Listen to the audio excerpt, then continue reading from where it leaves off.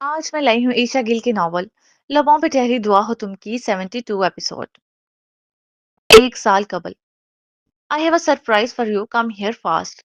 शाम के 6 बज रहे थे और आगा फारिस ऑफिस से घर जाने के लिए निकल रहे थे, क्योंकि घर सभी उनकी सालगिरह का केक कटने के लिए उनके मुंतजिर बैठे थे। आज का पूरा दिन उन्हें घर वालों के साथ गुजारना था और गुजार भी रहे थे, बल्कि एजल ने तो बकायदा रोना पीटना डाल दिया था कि वो आज ऑफिस नहीं जाएंगे। और वो उसकी बात मानने को थे जब एजाज ने मुदाखलत करते हुए उन्हें ऑफिस भेज दिया, क्योंकि वो एजल की जिद के पीछे अपनी जरूरी मीटिंग पेंडिंग पे डालने वाले थे, जो कि 3 बजे यानी लंच के बाद थी। कुछ घंटों का कहकर वो ऑफिस आ गए थे और अब काम से फारिग होकर उजलत में घर जाने को थे जब एक मैसेज रिसीव हुआ। वो जाने न वो जाने ना जाने की कश्मकश में थे। फिर घड़ी देखी तो 1 घंटा था उनके पास, क्योंकि 7 बजे का वक्त दिया था। एजल ने के इतने बजे ना आए तो वो केक का हशर कर देगी। कैसा सरप्राइज!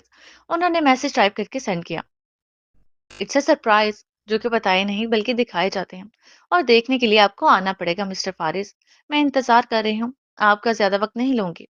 दूसरी तरफ से तफसीली जवाब आया तो वो एक गहरी सांस खारिज करते गाड़ी घर की बजाय मुखालिफ सिमत बढ़ा ले गए। Happy birthday to you, happy birthday dear Faris. वो मतलूबा लोकेशन पे पहुंच चुके थे। ये एक रेस्टोरेंट का वो एरिया था जो बर्थडे पार्टीज के लिए मख्तिस था। इस वक्त भी ये एरिया सजावट से भरपूर था। उन्होंने जैसे ही यहाँ कदम रखा तो इस सजावट को देखकर उनके माथे पे ना समझे के बल पड़े। इससे कबल के वो अंदाजा लगाते कि ये सब क्या है, तभी एक निस्वानी आवाज उनकी समातों से टकराई। साथ ही तालियां भी गूंज रही थी। उन्होंने पलट कर देखा तो उनके सामने एक मेज थी, जिसपे एक केक मौजूद था। ऊपर हैप्पी बर्थडे फारिस लिखा हुआ था और बर्थडे विश करने वाली टेबल के पास सामने खड़ी थी। Happy birthday to a sweet and charming boy. उनको अपनी तरफ देखता पाकर वो दोबारा से बोली, not boy, you can say charming man. पहले तो उन्होंने उसके लफ्ज बॉय पे एतराज करते हुए उसकी तस्दीक की, फिर सवालिया निगाहें उस पे जमाए पूछा, ये सब क्या है माया? उनका इशारा इस सेलिब्रेशन की तरफ था। Today is your birthday Faris.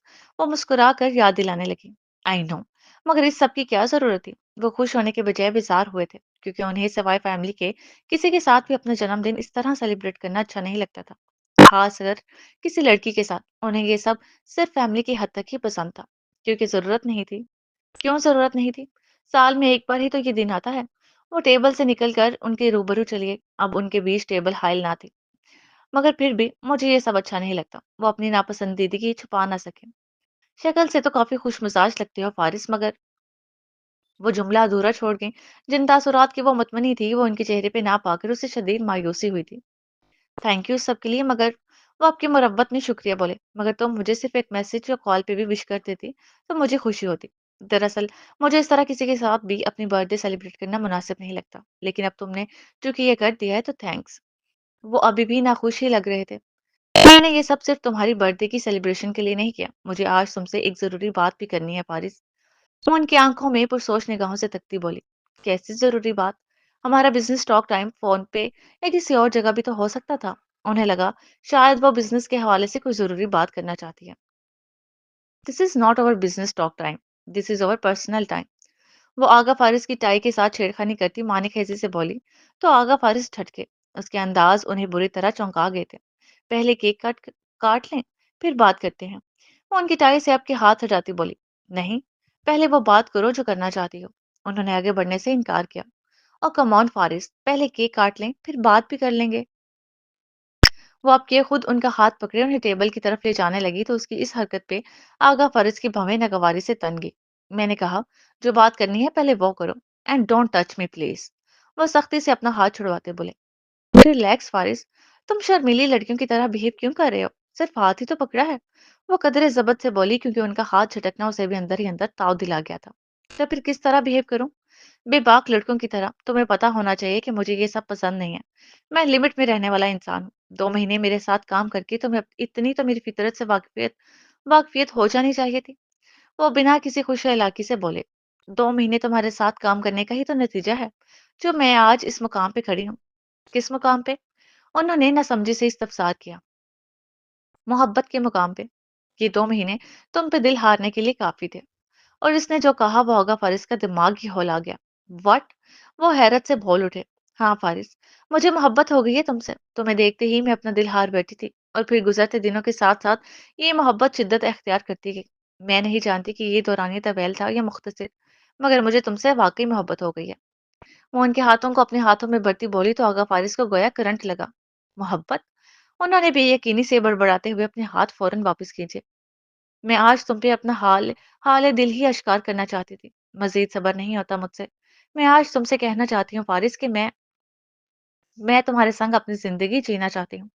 وہ آنکھوں میں جذبات لیے بولی۔ آر یو کریزی مایا؟ وہ رکھائی سے بولے۔ محبت کرنا یا کسی کے سنگ جینے کی تمنا رکھنا پاگل پن کب سے ہو گیا فارس؟ وہ شکوہ کنہ لہجے میں پوچھنے لگی۔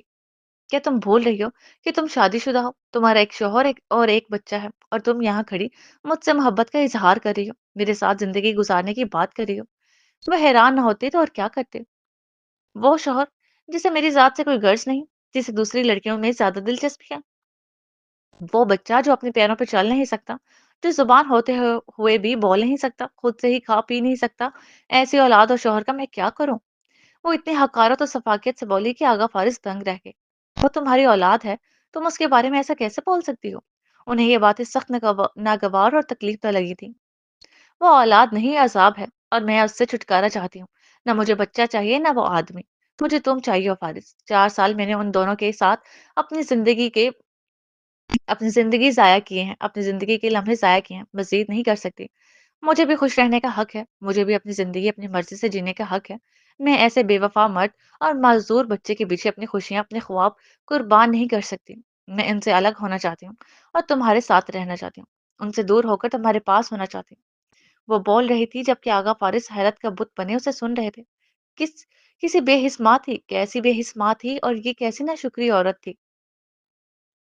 یہ تمہیں پہلے سوچنا چاہیے تھا، کیونکہ اسی مرد سے تم نے اپنی خوشی اور مرضی سے شادی کی تھی۔ وہ کیسی فطرت کا شخص ہے یہ ہمارے سرکل کے سبھی لوگ جانتے ہیں، اور تم بھی جانتی ہی ہوگی، پھر بھی اس سے پسند کی شادی کی۔ اس کے بعد اسے دوست دے کر خود کو مظلوم ظاہر مت کرو مایا۔ اور دوسری بات کہ جو عورت اپنی اولاد سے نفرت کرتی ہو، اسے بوجھ اور عذاب سمجھتی ہو، اسے میں کیسے پسند کر سکتا ہوں؟ جو عورت اپنی اولاد سے محبت نہیں کر سکتی، وہ کسی مرد سے کیا خاک محبت کرے گی؟ جو اپنی اولاد کی سگی نہیں، اپنی اولاد کی نہیں ہوئی، وہ کسی مرد کی کیا حق ہوگی؟ مجھے حیرت اور افسوس ہے تم پہ، حد درجہ حیرت اور افسوس۔ وہ نفی میں سر ہلاتے اسے شدید ناپسندیدگی بھری نگاہوں سے دیکھتے بولے۔ تم میری محبت کو جھوٹا کہہ رہے ہو؟ اس چہرہ آغا فارس کے تماچے کی صورت میں پڑنے والے لفظوں کے سبب سرخ پڑا اس کا چہرہ۔ ہاں کہہ رہا ہوں، پہلی بات تو یہ کہ نہ مجھے تم میں انٹرسٹ ہے، نہ ہی تمہاری اس پروپوزل کے بعد میں تمہارے بارے میں سوچنا چاہتا ہوں۔ بالفرض اگر تمہیں ہاں کہہ بھی دیتا ہوں تو تمہارا کیا بھروسہ تمہارا کہ کل کو تم مجھ سے بھی یوں ہی چھٹکارا حاصل کرنا چاہو، کل کو میرے اولاد بھی تمہیں عذاب لگنے لگے؟ یو نو واٹ، تم جیسے عورتوں کا کوئی بھروسہ نہیں مایا۔ وہ چہرہ اس کے قریب کرتے آخری جملہ قدرے بے حسی سے بولے تھے، جبکہ مایا کا چہرہ غصے کی شدت سے تلملا اٹھا۔ انکار یا اقرار کا اختیار تمہارے ہاتھ میں تھا، مگر اپنی ذات پہ کیچڑ اچھالنے کی اجازت تمہیں مایا افندی ہرگز نہیں دیتی۔ وہ دبا دبا سا پھنکاری۔ تمہاری ذات تو آلریڈی کیچڑ کی زد میں آئی ہوئی ہے۔ لوگ تمہارے بارے میں کس قسم کی باتیں کرتے ہیں تمہیں کیا لگتا ہے کہ مجھے کچھ معلوم نہیں؟ میں واقف ہوں، مگر میں نے تمہارے ذاتی معاملات کو ایک طرف رکھتے ہوئے تم سے بس بزنس کی حد تک تعلق رکھا اور ڈیل کی، کیونکہ بزنس میں نفع حاصل کرنے کے لیے سامنے والے کے کردار کو اہمیت دینا ضروری نہیں ہوتا، اس کے کام کو دیکھنا ضروری ہوتا ہے۔ میں پروفیشنل لائف کو پرسنل لائف سے الگ رکھنے والا شخص ہوں۔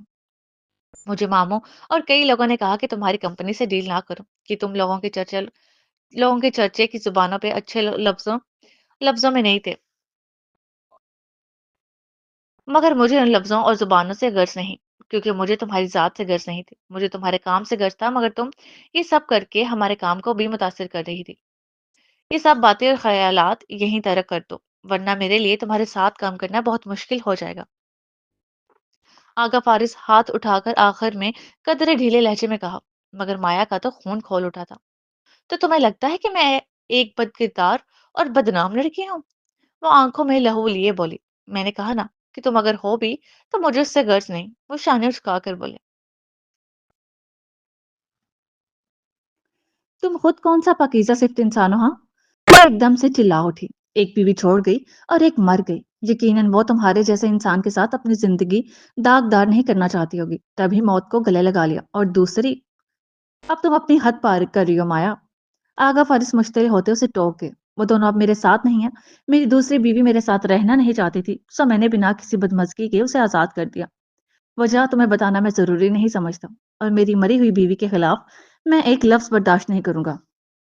جو میرے ساتھ ہیں اور جو مجھ سے بچھڑ گئے یا مجھ سے الگ ہو گئے، ان لوگوں کے خلاف نہ میں کوئی بات کرتا ہوں، نہ ہی سننا پسند کرتا ہوں۔ بہتر ہے کہ تم ذاتیات پر مت اترو، اور اگر تمہیں میری ذات بھی گھٹیا ہی لگتی ہے تو پھر میرے جیسے انسان کے ساتھ اپنی زندگی گزارنے کی بات تمہیں زیب نہیں دیتی۔ مس مایا فندی وہ تنفر سے بولے۔ میں غلط تھی کیونکہ تمہیں بہت اچھا سمجھ بیٹھی تھی، مگر تم… وہ غصے کی شدت سے لال پیلی ہو رہی تھی، مگر جیسے ہی میں نے انکار کیا تمہاری ساری میٹھی اور ایموشنل باتیں دم توڑ گئیں اور تم اپنے اصل روپ میں آ گئی۔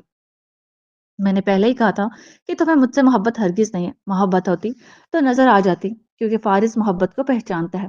وہ اسے کج خلقی سے ٹوک گئے تو توہین کا احساس ایک بار پھر سے مایا کے وجود سے ٹپکنے لگا۔ تم صرف میرے ظاہر پہ مرتی ہو مایا، تمہیں میرے باطن سے غرض نہیں۔ اول تو مجھے اب کسی سے بھی شادی نہیں کرنی، اور اگر کی بھی تو اسی لڑکی کو اپنا جیون ساتھی بناؤں گا جو میرے باطن سے محبت کرے، جس کے لیے میری خوشی غمی اور ہر خواہش اہمیت رکھتی ہو، نہ کہ صرف میرا وجود۔ وہ اس کی آنکھوں میں دیکھتے ایک ایک لفظ چھپا کر بولے، جبکہ مایا کی آنکھیں زہر اگل رہی تھی۔ تو تم مجھے ٹھکرا رہے ہو، وہ مٹھیاں بھیجتی بولی۔ میں صرف انکار کر رہا ہوں، نہ تمہیں ٹھکرا رہا ہوں نہ دھتکار رہا ہوں۔ وہ کندھے اچکاتے بولے سوچ لو فارس، مجھے انکار کرنے کی بہت بھاری قیمت چکانی پڑے گی تمہیں۔ وہ دھمکیاں میں اس لہجے میں بولے، میں ہر قیمت چکانے کو تیار ہوں، مگر تمہیں رضامندی نہیں دے سکتا۔ زیادہ سے زیادہ کیا کرو گی تم؟ یہ ڈیل ختم کرو گی؟ میرا ایک بہت بڑا لاس ہو جائے گا، مجھے اس نقصان کو کور کرنے کے لیے دن رات ایک کر دینا پڑے گا، بہت سو کو جواب دینا پڑے گا، تو نو پرابلم، میں نے جہاں اتنی محنت کی ہے وہاں اور کر لوں گا، دے لوں گا سب کو جواب، مگر محنت سے جان چھڑوانے اور سوالات سے بچنے کے لیے تمہارا ہاتھ قطعی نہیں تھام سکتا۔ وہ یوں بولے جیسے اس کی دھمکی سے کوئی فرق ہی نہ پڑا ہو۔ میں تمہیں برباد کر دوں گی فارس۔ ایک اور دھمکی؟ میں تمہاری دھمکیوں سے نہیں ڈرتا مایا، تم جیسی لڑکی اپنی خواہش پوری نہ ہونے کے بعد یوں ہی کرے گی، مجھے اندازہ تھا۔ وہ تعصب سے بولے، تم میرے لیے ہمیں بھر لیتے تو میں تمہارے لیے اس دنیا سے لڑ جاتی فارس، صرف تمہاری بن کے رہتی، مگر اب میں تمہارے لیے نہیں بلکہ تم سے لڑوں گی، وہ بھی ڈنکے کی چوٹ پہ۔ وہ چیلنج کرنے والے انداز میں بولی۔ اس دنیا سے لڑنے کے لیے مجھے کسی کے ساتھ کی ضرورت ہے بھی نہیں، میں اپنی ہر لڑائی اکیلے لڑ سکتا ہوں، اور ویسے بھی اس کی نوبت کبھی آئے گی ہی نہیں۔ وہ وہاں پر واہ کس کو تھی؟ ابھی بھی موقع ہے فارس، میرا ہاتھ تھام لو، میں طلاق لے لوں گی اور پھر تم اور میں ہنسی خوشی رہیں گے۔ وہ پل بھر کے لیے تمام غصہ ایک طرف رکھتی لجاجت سے بولے، تمہیں طلاق لینی ہے شوق سے لو، مگر میرے لیے طلاق لینے کی اجازت میں تمہیں ہرگز نہیں دیتا، اور رہی بات ہنسی خوشی زندگی جینے کی، تو پلیز مایا، میں اب تیسری بار ناکام شادی کا تغمہ حاصل نہیں کرنا چاہتا۔ ان کی آخری بات مایا کو آگ ہی لگا گئی، یعنی وہ یہ کہہ رہے تھے کہ مایا کے ساتھ ان کی شادی کامیاب جا ہی نہیں سکتی۔ تم تم تم آخر مجھے سمجھ کیا رہے ہو؟ وہ دہاڑی۔ تم یہ کہنا چاہتے ہو کہ مجھ جیسی لڑکی کسی کو خوش رکھ ہی نہیں سکتی؟ مجھے رشتہ چلانا اور نبھانا نہیں آتا؟ انداز وہی تھا، کسی کا تو میں نہیں جانتا، میں صرف اتنا جانتا ہوں کہ تم میری خوشی کا سبب نہیں بن سکتی، نہ ہی میں تمہیں خوش رکھ سکتا ہوں۔ رہی بات رشتے کی، تو میں تمہیں مفت مشورے دے رہا ہوں کہ اپنے شوہر سے اپنے معاملات درست کر لو، اپنے بچے کو ماں کی محبت دو، شوہر جتنا ہی بگڑا اور عیاش صحیح، بیوی اپنی محبت سے اسے قابو کر سکتی ہے، اگر کرنا چاہے تو۔ تم اپنے دوسرے کام کچھ وقت کے لیے ترک کر کے اپنے شوہر اور گھر کو وقت دو، اس کی ضرورتوں کا خیال رکھو، اس کی خواہش کا احترام کرو، اس سے محبت سے پیش آؤ، پھر دیکھنا کہ کیوں کر وہ کسی دوسری عورت کی طرف جائے گا۔ جب اسے اپنی بیوی سے وہ محبت اور توجہ نہیں ملے گی جس کا وہ حق رکھتا ہے، تو پھر وہ باہر ہی اور جسٹ شٹ اپ۔ وہ انہیں ٹوکتی برہمی سے چلا اٹھی، مجھے مشورہ دینے کی ضرورت نہیں ہے کہ مجھے کیا کرنا چاہیے اور کیا نہیں۔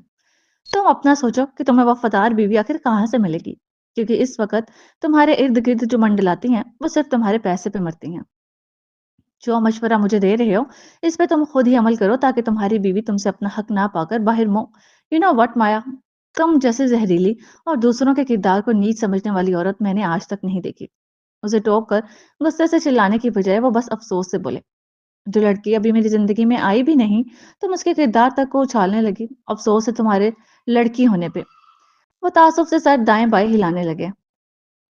ابھی تو میں صرف بات کر رہی ہوں فارس، ابھی کردار اچھالا ہی کہاں ہے؟ جس روز تم کسی اور کو اپنی زندگی میں شامل کر لو گے، اس روز میں ان باتوں کو یاد کرنا، اس روز میری ان باتوں کو یاد کرنا، کیونکہ میں اپنے کہے پہ عمل کرنے ضرور آؤں گی، کتنا ہی انتظار کیوں نہ کرنا پڑے، مگر میں تمہارے کہے ایک ایک لفظ کا بدلہ چکانے تمہارے روبرو ضرور آؤں گی۔ مجھے ٹھکرا کر تم نے اپنے پیروں پہ کلہاڑی ماری ہے، اب یہ زخمی پاؤں تمہیں چین نہیں لینے دیں گے، یہ تکلیف اب سے خوف بن کر تمہارے ساتھ ہی رہے گی، یہ یاد رکھنا۔ اور یہ دھمکی چند لمحوں کے لیے آغا فارس کو واقعی ہلا کر رکھ گئی۔ اس لڑکی سے کوئی باعث نہیں تھا کچھ بھی کر گزرتی، مگر پھر آغا فارس نے سر جھٹکا۔ انہیں اس کی دھمکیوں کو کسی خاطر میں نہیں لانا تھا، کیونکہ وہ جتنا ڈرتے وہ اتنا ہی ڈراتی۔ تم نے میری آج کی شام برباد کر دی، وہ لاوارث پڑے کیک کو دیکھتے افسوس سے بولے۔ میں تمہاری ہر شام برباد کر دوں گی فارس، جسٹ ویٹ اینڈ واچ۔ وہ باز نگاہوں سے انہیں دیکھتی بولی اور اس کیک کی طرف بڑھی، جو اس پوری سجاوٹ میں واحد خوبصورت اور اہم چیز تھی۔ اس نے انگشت شہادت پہ تھوڑا سا کیک لیا اور واپس ان کی طرف آئی۔ ہیپی برتھ ڈے فارس سویٹ ہارٹ۔ وہ ایک آنکھ دبا کر ان کے نام پہ قدرے زور دیتی بولی، انگلی پہ لگا کیک ان کے گال پہ لگا دیا، جس پہ وہ تل ملا کر رہ گئی۔ اس کی حرکت کے ساتھ ساتھ اپنا نام بھی انہیں اس کے منہ سے بہت زہریلا لگا تھا۔ اس کی اس حرکت کے جواب میں آقا فارس نے چھری پکڑی اور کیک پہ لکھا اپنا نام بے دردی سے مٹا ڈالا، جس کے سبب کیک کی حالت بگڑ گئی۔ مایا نے جبڑے بھینچنے کے ساتھ ساتھ مٹھیاں بھی بھینچی اور لال بھپو کا صورت لیے انہیں دیکھنے لگی، کیونکہ وہ نام خود اس نے اپنے ہاتھوں سے لکھا تھا۔ تم اس نام کو ڈیزرو نہیں کرتی مس مایا افندی، وہ سرگوشی کے سے انداز میں بسیلے پن سے بولے تو مایا کے وجود سے دھواں اٹھنے لگا۔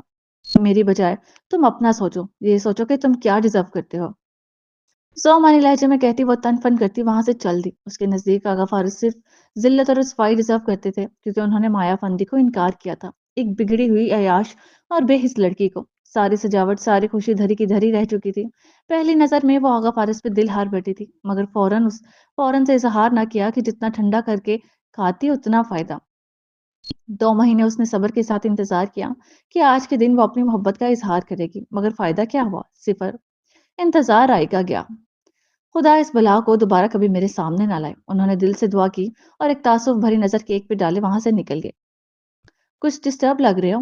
گھر پہنچے تو کیک کٹنے کے بعد ڈنر کی ٹیبل کی طرف جاتے ہوئے اعجاز نے پوچھا۔ میں افندی صاحب کی کمپنی سے کی ڈیل ختم کرنا چاہ رہا ہوں۔ آپ ٹھیک کہہ رہے تھے مامو جان، مجھے سوچ سمجھ کے یہ پروجیکٹ لینا چاہیے تھا۔ وہ دونوں آگے بڑھنے کی بجائے وہیں تھم گئے۔ بات کیا ہوئی ہے؟ وہ وجہ جاننا چاہتے تھے۔ مایا فندی میرے ساتھ پرسنل ہونے کی کوشش کر رہی ہے، میں یہ سب برداشت نہیں کر سکتا، میں مزید اس کے ساتھ کام نہیں کر سکتا۔ انہوں نے تفصیل سے تو کچھ نہ بتایا، مگر اتنا بتانا بھی بہت تھا۔ نقصان برداشت کر لو گے؟ اعجاز نے سنجیدگی سے انہیں دیکھتے ہوئے پوچھا۔ مجھے پرواہ نہیں، اور ویسے بھی آپ کہتے ہیں کہ کسی بھی نقصان پہ دل چھوٹا نہیں کرنا چاہیے، بلکہ نئے سرے سے محنت کرنی چاہیے۔ یہ بزنس ہے، یہاں نفع نقصان چلتا رہتا ہے۔ وہ شانے اچکاتے بولے، ان کے دماغ میں صرف وہ نقصان چل رہا تھا جو مایا ان کی بیوی کو پہنچاتی اور ساتھ ان کی ذات کو بھی۔ چلتا تو رہتا ہے، مگر تم نے بہت بڑا پروجیکٹ پکڑا ہے، اب اسے اپنے ہی ہاتھوں کچل رہے ہو۔ تمہارے ساتھ 2 اور کمپنیز جڑی ہیں، تم ان کے آگے جواب دہ ہوگے۔ اعجاز نے یاد دلایا۔ میں پیچھے ہٹ رہا ہوں، جو نقصان ہوگا اس کی بھرپائی کر دوں گا انہیں۔ وہ تیار تھے۔ یعنی وجہ کافی بڑی ہے جس کے سبب تم نے اتنا بڑا فیصلہ کر لیا۔ بہرحال میں تمہارے ساتھ ہوں، میرے مشورے اور مدد کی جہاں ضرورت ہو مجھے اپنے ساتھ کھڑا پاؤ گے۔ اس بارے میں مزید باتیں بعد میں کریں گے، ابھی چلو اس فکر کو ایک طرف رکھ کر ڈنر کرو ہمارے ساتھ۔ آج تمہارا جنم دن ہے برخودار، 38 کے ہو گئے تم آج۔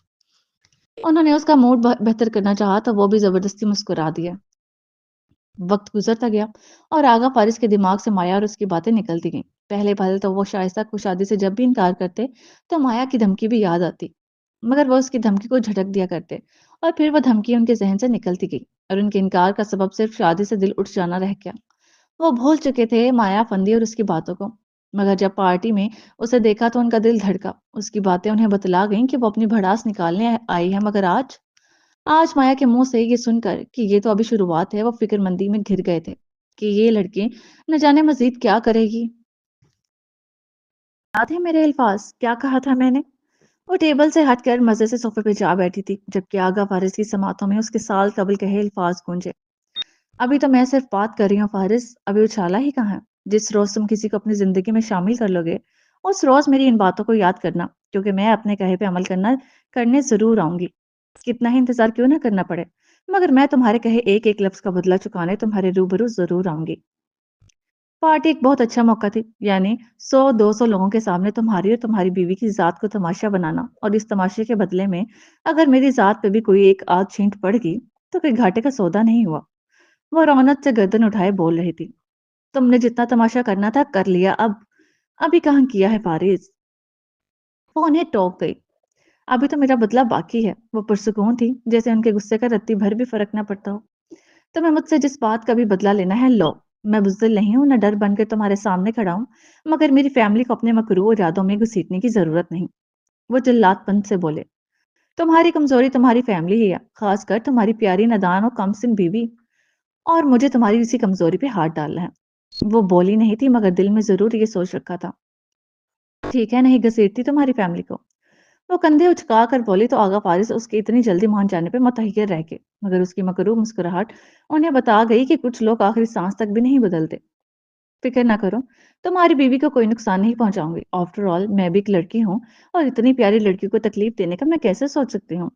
سچ میں تمہاری بیوی تو پوری قیامت ہے، لگتا ہے اپنی سب سے حسین کزن پہ ہاتھ ڈالا۔ اور جو شٹ اپ مایا، ایک لفظ اور نہیں، وہ دھاڑ اٹھے۔ اوکے میں خاموش ہوں۔ اس نے فوری ہاتھ اٹھا لیا اور منہ کو زپ کی طرح بند کرنے کا اشارہ کیا۔ اپنے کردار سے اس قدر بھی مت گرو، شرم نہیں آتی تمہیں ایسے الفاظ استعمال کرتے ہوئے؟ بلکہ میں تو بھول ہی گیا تھا، تم جیسی لڑکیاں تو شرم اور احساس سے آری ہوتی ہیں۔ وہ تنفر سے بولے، شرم کا تو معلوم نہیں مگر احساس سے آری تو میں واقعی ہوں۔ اس نے واضح کیا کہ وہ کسی قسم کا بھی احساس اپنے اندر پیدا کر کے انہیں بخشنے والی نہیں۔ تم اگر آپ اپنی بھڑاس نکال چکے ہوں تو اب جا سکتے ہیں، مجھے بہت سے کام ہے مسٹر فارس۔ آپ کی طرح فارغ نہیں ہوں کہ جب جی چاہا منہ اٹھائے کسی کے بھی آفس چلے آئے۔ وہ اٹھ کھڑی ہوئی اور مزید باتوں سے غیر دلچسپی کا اظہار کیا۔ میری زندگی میں اگر تم نے زہر گھولنے کی کوشش کی تو مجھ سے برا کوئی نہیں ہوگا، یہ یاد رکھنا۔ وہ انگلی اٹھا کر اس کی آنکھوں میں دیکھتے ایک ایک لفظ چھپا کر بولے، اوکے یاد رکھوں گی۔ وہ قابل کو پرواہ کہاں تھی؟ وہ جیسے آندھی طوفان کی طرح آئے تھے ویسے ہی واپس چلے گئے۔ کوشش تو میں کروں گی فارس، اور اس کوشش کو کامیاب بھی بناؤں گی، اور اس کے لیے مجھے اعجاز صاحب کی ناراضگی کی وجہ دریافت کرنی ہے، جسے تم لوگ دنیا والوں کی نظروں سے چھپا رہے ہو۔ وہ کمینگی بھری مسکراہٹ لیے اپنی کرسی پہ برجمع ہو گئی۔ کچھ گھنٹے قبل وہ اس وقت ساحل سمندر پہ اپنی گاڑی سے ٹیک لگائے کھڑا تھا۔ یہ شاید پورے کراچی کی واحد پناہ گاہ تھی۔ جب بھی کوئی پریشانی بے چینی یا اداسی ہوتی تو لوگ سمندر کی آڑ میں پناہ لیتے تھے۔ وہ بھی سوچنے سمجھنے کے لیے اس جگہ کا انتخاب کیے یہاں چلا آیا تھا۔ ہوا بہت تیز چل رہی تھی اور بار بار اس کے بالوں کو ماتھے پہ بکھیرتی جا رہی تھی، جنہیں وہ کئی بار پیچھے ہٹانے کی زحمت کر چکا تھا۔ وہ کب سے کھڑا تھک چکا تھا تو اب بیٹھنے کی خاطر گاڑی کے بونٹ کو سیٹ بنا لیا۔ کیا میں شہزین کے ساتھ چیٹ کر رہا ہوں؟ واقعی اسے دھوکے میں رکھ رہا ہوں؟ اسے ایک دم یہ سوچ آئی تھی۔ آج پھر سے شہزین اس سے لڑی تھی دوسری لڑکی کو لے کر، اور حارث جانتا تھا وہ دوسری لڑکی انم ہے، اور اسی لڑکی اور اپنی بیوی کو لے کر وہ سوچو کہ جنگ لڑنے یہاں چلا آیا تھا۔ نہیں، ایسا کچھ نہیں ہے، میں انم سے صرف ایک دوست کے رشتے کی حیثیت سے ملتا ہوں، یا شاید دوستی سے بڑھ کر ہے یہ رشتہ، مگر میری نیت ایسی تو نہیں کہ میں شہزین سے چھٹکارا پا کر انم کو حاصل کر لوں۔ وہ خود سے سوال پوچھنے کے بعد خود ہی جواب دے رہا تھا، ایسا ہرگز نہیں ہے۔ دھوکہ تو تب شمار ہوتا جب میری ایسی کوئی نیت ہوتی۔ مجھے انم کے ساتھ وقت گزارنا اچھا لگتا ہے، اس لیے اس سے ملتا ہوں۔ اس کے لیے محبت ابھی بھی باقی ہے، میں یہ مانتا ہوں، مگر اس محبت کو پانے کی نیت سے اس کے ساتھ نہیں ہوں۔ ہاں، اس کا دل اس طرف سے صاف تھا کہ اسے انم کو پانا ہے یا اس سے محبت بڑھانے کی نیت سے ملتا ہے، بس اسے اچھا لگتا تھا۔ وہ اس کی محبت تھی، اسے حارث کی دوستی چاہیے تھی، سو وہ دوستی کی حیثیت سے ہی اس کے ساتھ جڑا ہوا تھا۔ مانتا ہوں انم سے محبت ابھی بھی میرے دل میں اتنی ہی شدت سے برقرار ہے جتنی شدت سے مہینوں قبل تھی، مگر میں شہزین سے بالکل بھی بے وفائی نہیں کر رہا، نہ کرنا چاہتا ہوں۔ شہزین میری بیوی ہے، جیسے بھی ہے، مگر میری شریک حیات ہے، اب وہی میری عمر بھر کی ساتھی ہے۔ سو اگر میرا دل انم کے لیے کہیں ڈگمگا بھی جائے تو دعا کرتا ہوں کہ اس ڈگمگاہٹ پہ بر وقت قابو پا لوں، کیونکہ جو رشتہ میرے ساتھ جڑ چکا ہے اسے مجھے ایمانداری کے ساتھ عمر بھر نبھانا ہے۔ وہ دل کو سمجھا بجھا رہا تھا، شہزین پہ برقرار اپنا غصہ ختم کرنے کی صحیح کر رہا تھا۔ امی جان ٹھیک کہتی ہیں، بیویاں تو شک کرتی ہی ہیں، خاص کر تب جب انہیں پتا ہو ان کا شوہر کسی اور کی محبت میں گرفتار تھا یا ہے۔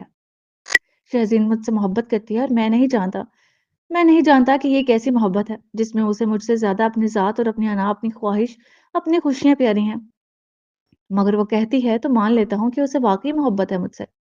وہ آخر میں ہلکا سا ہنسا تھا، تمسخرانہ ہنسی۔ شاید اس کی محبت سمجھ سے باہر تھی، یا اس کی محبت در حقیقت محبت لگتی ہی نہیں تھی، ضد لگتی تھی، جنون لگتا تھا۔ مجھے انم سے اپنی ملاقاتیں کم کر دینی چاہیے، اس لیے نہیں کہ شہزین سے ڈرتا ہوں، بلکہ اس لیے کیونکہ انم پہ انگلی اٹھنے سے ڈرتا ہوں۔ جب اس کے دوست ہماری تصاویر لے سکتے ہیں تو کوئی بھی جاننے والا لے سکتا ہے، اور میں نہیں چاہتا وہ لوگوں کی نظروں میں آئے اور کوئی اس کی ذات پہ سوال اٹھائے اسے میرے ساتھ جوڑ کر۔ یہ وہ پہلی سوچ تھی جو اسٹڈی روم سے شہزین کے نکلنے کے بعد اس کے دماغ میں آئی تھی، اور اب تک یہی سوچ اس کے لیے سب سوچوں سے زیادہ اہم تھی۔ خیر، ملاقاتیں پہلے بھی کون سا زیادہ ہوتی ہیں جو کم کی جائیں؟ وہ اپنی ہی بات پہ ہنسا بھی تھا کہ ملاقاتیں کم کر دینی چاہیے، مگر اس ہنسی میں اداسی بھی واضح جھلکی تھی۔ تم کیسے لوگ ہیں کہ فخریہ یہ تو کہہ دیتے ہیں کہ ہمیں تم سے محبت ہے، بے پناہ ہے، بے تحاشا، تمہارے لیے ہم کچھ بھی کر سکتے ہیں، مگر جب ان سے اپنا آپ بدلنے کی خواہش کی جائے تو وہ صفر سے شروع کر کے آگے بڑھنے کی بجائے صفر پہ ہی اٹکے رہتے ہیں، اور شہزین بھی انہی لوگوں میں سے ہے۔ پہلے مجھے لگتا تھا کہ وہ اپنا آپ بدل رہی ہے، مگر یہ میری خوش فہمی تھی۔ وہ خود کو کبھی نہیں بدلے گی، مجھے سمجھ آ رہی ہے۔ وہ خود نہیں بدلے گی، اور مجھے یہ بھی نظر آ رہا ہے کہ اب میں خود کو بدلنے کی صحیح کرنے جا رہا ہوں۔ گاڑی کے بونٹ پہ وہ ساکت بنا لب ہلائے بیٹھا تھا، زبان سے نہیں، دل میں بول رہا تھا۔ بال ہوا سے پھڑ پھڑا کر ماتھے کو ڈھانپتے جا رہے تھے، اور وہ بیٹھا خود کو اس کے لیے بدلنے کی سوچیں پال رہا تھا۔ مگر کیا واقعی میں خود کو اس کے لیے بدلنے جا رہا ہوں، یا پھر اس بچے کے لیے جو اس کے ساتھ ساتھ میری ذات سے بھی منسلک ہو چکا ہے؟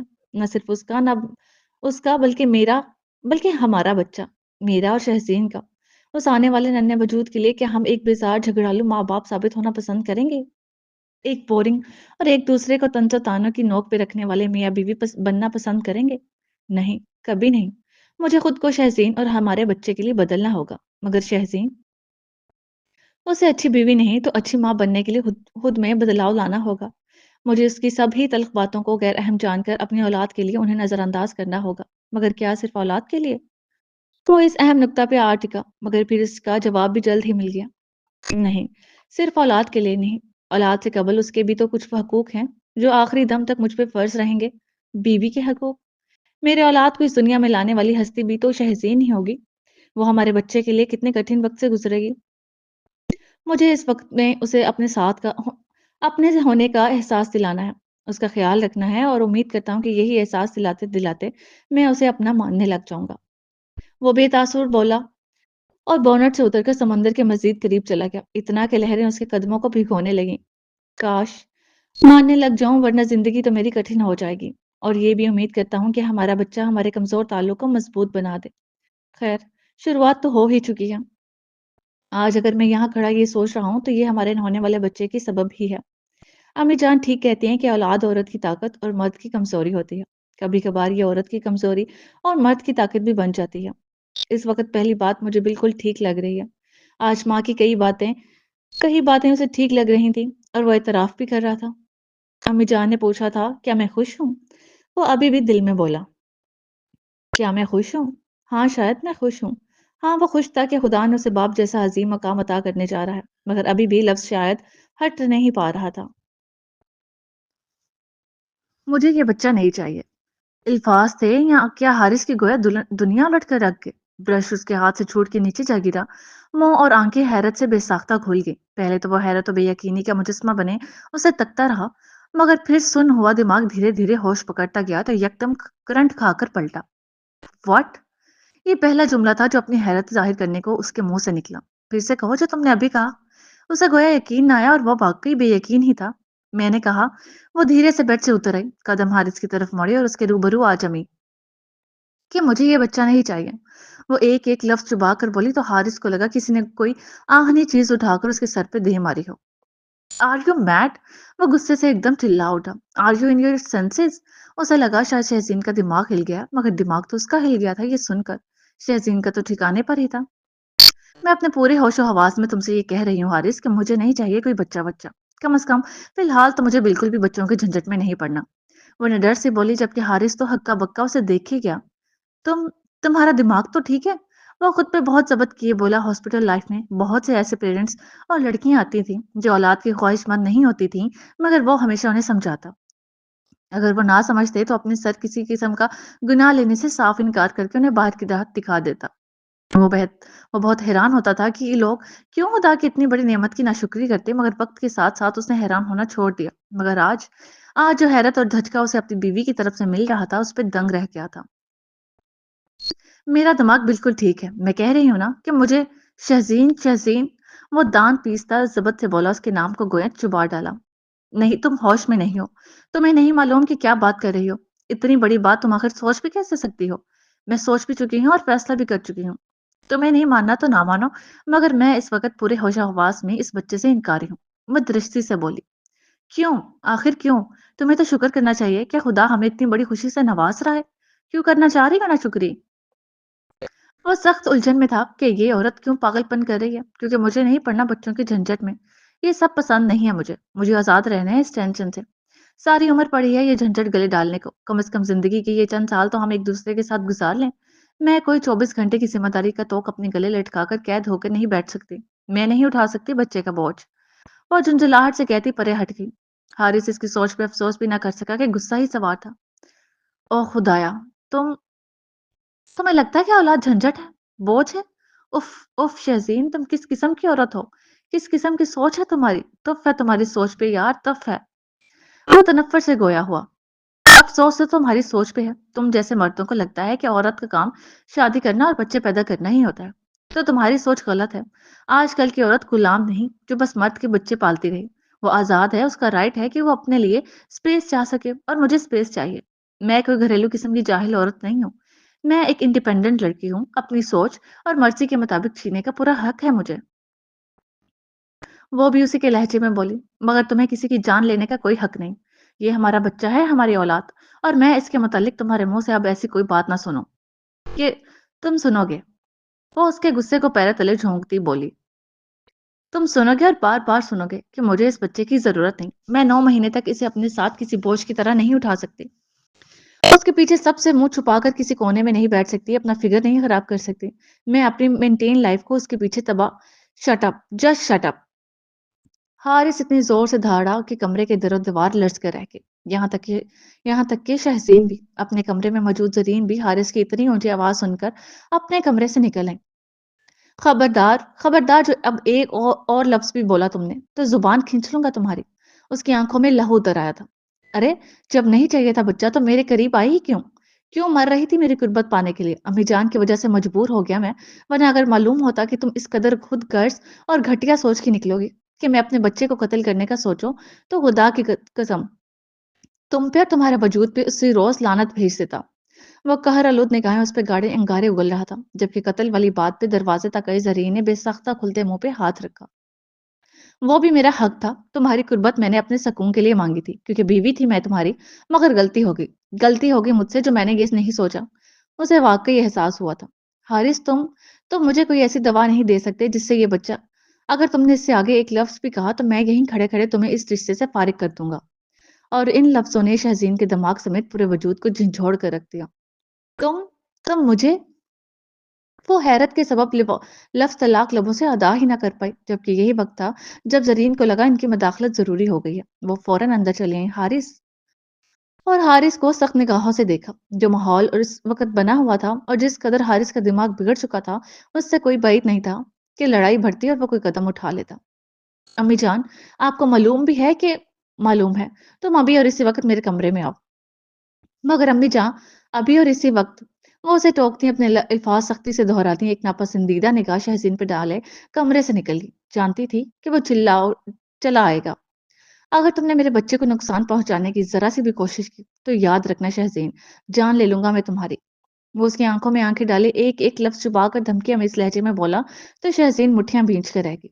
वो दरवाज़े को ज़ोर से ठोकर रसीद करता, तन-फन करता कमरे से निकल गया, तो शहज़ीन गुस्से से दहाड़ उठी और कुशन उठा-उठा कर फर्श पे पटकने लगी। नहीं चाहिए मुझे ये मुसीबत। तुमसे शादी बच्चे पालने के लिए नहीं की थी, सुना तुमने? वो वहशियों की मानंद चिल्ला उठी। जानती थी वो यहाँ है ही नहीं, तो सुनेगा कैसे? मगर वो चिल्ला रही थी, बोल रही थी। खुद को इस वक़्त बेबसी की इंतहा पे महसूस कर रही थी, क्योंकि वो कोई कदम नहीं उठा सकती थी। उठाती तो हारिस को खो देती, और वो हारिस को खोना नहीं चाहती थी, मगर उस बच्चे को पाना भी नहीं चाहती थी।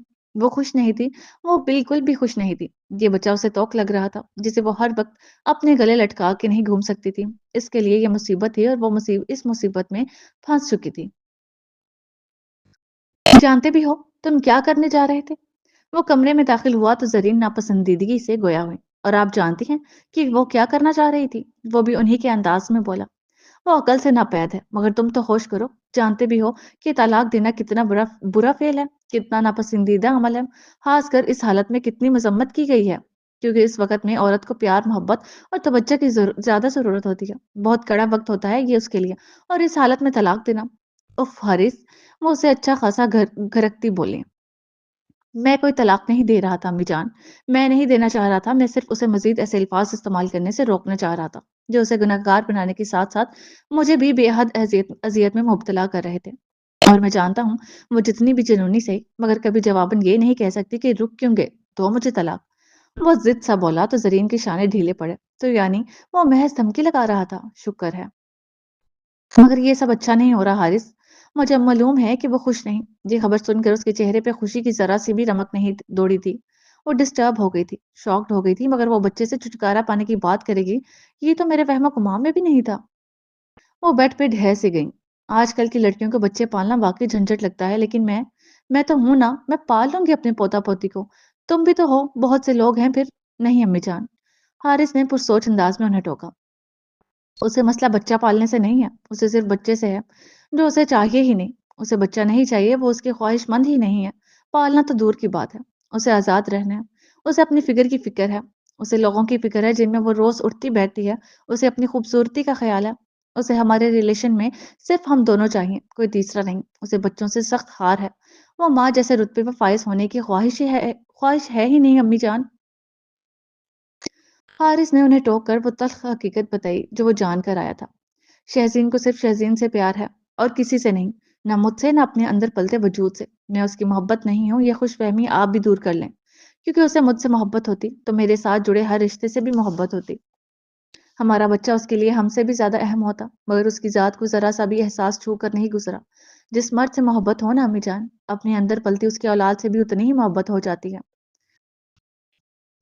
اتنی ہی محبت ہو جاتی ہے عورت کو، مگر شہزین کو نہیں ہے، کیونکہ اسے نہ مجھ سے محبت ہے نہ ہی میری اولاد سے، میں فقط اس کی ضد تھا، صرف اس کی ضد، میں بارہا اسے انکار کیا، ہر بار اس کے رشتے سے انکار کیا، وہ جب جب سامنے آتی اس سے منہ موڑا، اس کے منہ پہ بھی اسے انکار ہی کرتا رہا، میں صرف اسے اچھا لگتا تھا، مگر میرا انکار اسے اچھے پن کو ضدی پن میں بدلتا گیا، وہ ضد اس کا جنون بنتی گئی اور اس نے خودکشی کا ڈرامہ رچا کر آخر اپنی ضد کو پورا کر ہی لیا، مگر جانتی ہیں کیا امی جان، اس کی ضد پوری ہو چکی ہے، وہ عجیب سے انداز میں ان کی طرف مڑا، اب اس کی ضد پوری ہو چکی ہے، وہ پہلے سے زیادہ ہٹ درم ہو چکی ہے، کیونکہ اس نے جو چاہا وہ پا لیا، اسے اگر یہ خوف ہے کہ میں اسے چھوڑ دوں گا تو اس لیے نہیں کہ وہ میرے بغیر نہیں رہ سکتی، بلکہ اس لیے کہ وہ ان لوگوں میں منہ دکھانے لائق نہیں رہے گی جن کو اس نے یہ بتا اور دکھا رکھا ہے کہ وہ مجھ سے پیار کرتی ہے، اور آخر اس نے اپنے پیار کو پا ہی لیا، اور سب سے بڑھ کر اس کو خود ہار ملے گی، اس نے مجھے جیتا ہے امی جان، اور اب وہ مجھے ہار کر اپنی انا کو ٹھیس نہیں پہنچانا چاہتی، اس نے مجھے پا کر اپنی انا کو تقویت پہنچائی ہے، اور وہ اس تقویت کو کھونا نہیں چاہتی، رکا ورنہ اسے مجھ سے محبت نہیں ہے، سنا آپ نے، شہزین کو مجھ سے محبت ہرگز نہیں ہے، وہ زہر خند لہجے میں بولا، یہ بات اسے بھی آج ہی سمجھ میں آئی تھی، ورنہ پہلے وہ خود بھی غلط فہمی کا ہی شکار تھا کہ شہزین کو شاید واقعی اس سے محبت ہو، مگر فطرتاً اس کے انداز ایسے ہوں شوہر اور سب سے لاپرواہ رہنا، مگر آج اسے سمجھ آ گئی تھی کہ وہ اس کی محبت نہیں، محض ضد ہے۔ زرین تو حارث کے لفظوں پہ بس لب بستہ سی بیٹھ گئی تھی، کوئی جواب جو نہیں تھا ان کے پاس، وہ ٹھیک کہہ رہا تھا، اس کی بیوی کو صرف اپنی ذات سے بڑھ کر کسی سے محبت نہیں تھی، اسے صرف اپنی خواہشات اور اپنی آزادی سے پیار تھا، وہ محبت اور بچے جیسی زنجیر کو پیروں میں باندھ کر قیدی نہیں بن سکتی تھی، میں میں اس سے بات کروں گی، اسے سمجھاؤں گی، وہ بولی تو یہ بس یہی رہ گیا زرین کی زندگی میں کہ شہزین کو سمجھا کر بس اس رشتے کو بچانا ہے، اس رشتے کو بہتر بنانا ہے، دونوں کو بس خوش دیکھنا ہے۔ حارث چپ رہا، کچھ نہ بولا، وہ ابھی شوق میں ہے، دیکھنا کچھ وقت گزرے گا تو خود ہی محسوس کرنے لگ جائے گی اس احساس کو جسے غصے میں محسوس نہیں کر پا رہی، اللہ نے عورت کے اندر ممتا کا بہت خوبصورت احساس ڈال رکھا ہے بیٹا، جسے وہ ابھی محسوس نہیں کر پا رہی، جب کرے گی تو دیکھنا کتنی شرمندہ ہوگی اپنی سوچ پر، اپنی باتوں پر، اور ضرور تم سے اپنے لفظوں کی معافی مانگے گی، اور پھر میں بھی اسے احساس دلاؤں گی، سمجھ جائے گی تو دیکھنا ساری فضول وجوہات بے معنی ہو جائیں گی اس کے لیے، وہ صرف اپنے بچے کا سوچنے لگ جائے گی، اور تب اسے نہ وہ بوجھ لگے گا، نہ لوگوں کا خیال ہوگا، نہ اپنی فکر کی فکر، اولاد سب سے اہم ہوگی بولتے بولتے اسے احساس ہوا کہ حارث سن ہی نہیں رہا، وہ گمسم بیٹھا کسی سوچ میں گم ہے، کیا سوچ رہے ہو حارث؟ اور حارث نے چونک کر سر اٹھایا اور تمسخر بڑی ہنسی ہنسا۔ زرین اس کی اس ہنسی کا مطلب ہرگز نہ سمجھ پائی۔ سوچ رہا ہوں کہ اس عورت کے لیے میں خود سے شرمساری محسوس کر رہا تھا، اس عورت کے لیے خود کو بدلنے جا رہا تھا، اس عورت کے لیے۔ وہ ایک بار پھر تمسخرانہ ہنسی ہنس پڑا تو زرین نے افسوس سے اسے دیکھا۔ اس کے ساتھ وفا نبھانے کا سوچ رہا تھا جسے وفا کا مطلب تک نہیں پتا۔ اس کے لیے 3 گھنٹے سمندر کنارے بیٹھ کے سوچتا رہا کہ وہ میری بیوی ہے، چاہے جیسی بھی ہے، مگر مجھے اپنی تہی اپنے فرائض نبھانے ہیں، اس کے ساتھ اچھا اور مخلص رہنا ہے۔ وہ صوفے پہ سر جھکائے فرش پہ نظریں جمائے بستیلے لہجے میں بول رہا تھا، جبکہ زرین اسے تکتی چپ بیٹھی اسے سن رہی تھی۔ مجھ سے کہہ رہا تھا کہ میری اولاد کو اس دنیا میں لانے والی ہستی بھی تو شہزین ہی ہوگی، وہ ہمارے بچے کے لیے کتنی کٹھن وقت سے گزرے گی۔ مجھے اس وقت میں اسے اپنے ہونے کا احساس دلانا ہے، اس کا خیال رکھنا ہے، اور امید کرتا ہوں کہ یہی احساس دلاتے دلاتے میں اسے اپنا ماننے لگ جاؤں گا۔ کاش ماننے لگ جاؤں، ورنہ زندگی تو میری کٹھن ہو جائے گی۔ اور یہ بھی امید کرتا ہوں کہ ہمارا بچہ ہمارے کمزور تعلق کو مضبوط بنا دے، مگر لفظ مگر پہ وہ لمحے بھر کو ٹھہرا اور سر اٹھا کر ماں کو دیکھا جن کی آنکھوں سے درد ٹپک رہا تھا۔ مگر کتنا بڑا بے وقوف تھا میں جو ایسا سوچ رہا تھا۔ کون سا بچہ کرے گا اس رشتے کو مضبوط؟ وہ بچہ جس سے وہ نفرت و بیزاری کا اظہار کر چکی ہے، وہ بچہ جو اسے چاہیے ہی نہیں، جسے اپنے کوکھ میں رکھنے تک کو وہ تیار نہیں، پالنا تو دور کی بات ہے۔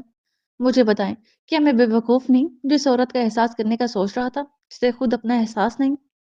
اس وقت حارث کا دل اپنی سوچ پہ طنزیہ کہکے لگانے کو چاہ رہا تھا، اپنی کم عقلی پہ ہنسنے کو چاہ رہا تھا، جبکہ زرین اٹھی اور اس کے پہلو میں آ بیٹھی۔ پہلے تو گمسم اسے دیکھتی رہی، مگر پھر اس کے سر پڑتے ہاتھ پہ اپنا شفقت بھرا ہاتھ رکھتی دھیما سا مسکرا کے گویا ہوئی۔ یہ بے وقوفی نہیں ہے میرے بچے، یہ ایک اچھے اور سمجھدار شوہر کی سوچ ہے۔ تم اپنی سوچ پہ بالکل بھی مت ہنسو، کیونکہ تم نے جو سوچا ہے وہ بے وقوفی کے زمرے میں ہرگز نہیں آتا۔ تمہیں اس کا خیال آیا، تمہیں اپنے رشتے کی کمزوری معلوم ہوئی، تمہیں اسے مضبوط بنانے کی فکر ہوئی، یہ بہت بڑی بات ہے حارث، اور مجھے یہ جان کر بہت اچھا لگا ہے۔ تو اس لیے تھی ان کی مدھم سی مسکراہٹ۔ کیا وہ حقدار ہے اس سب کی؟ اس نے پوچھا۔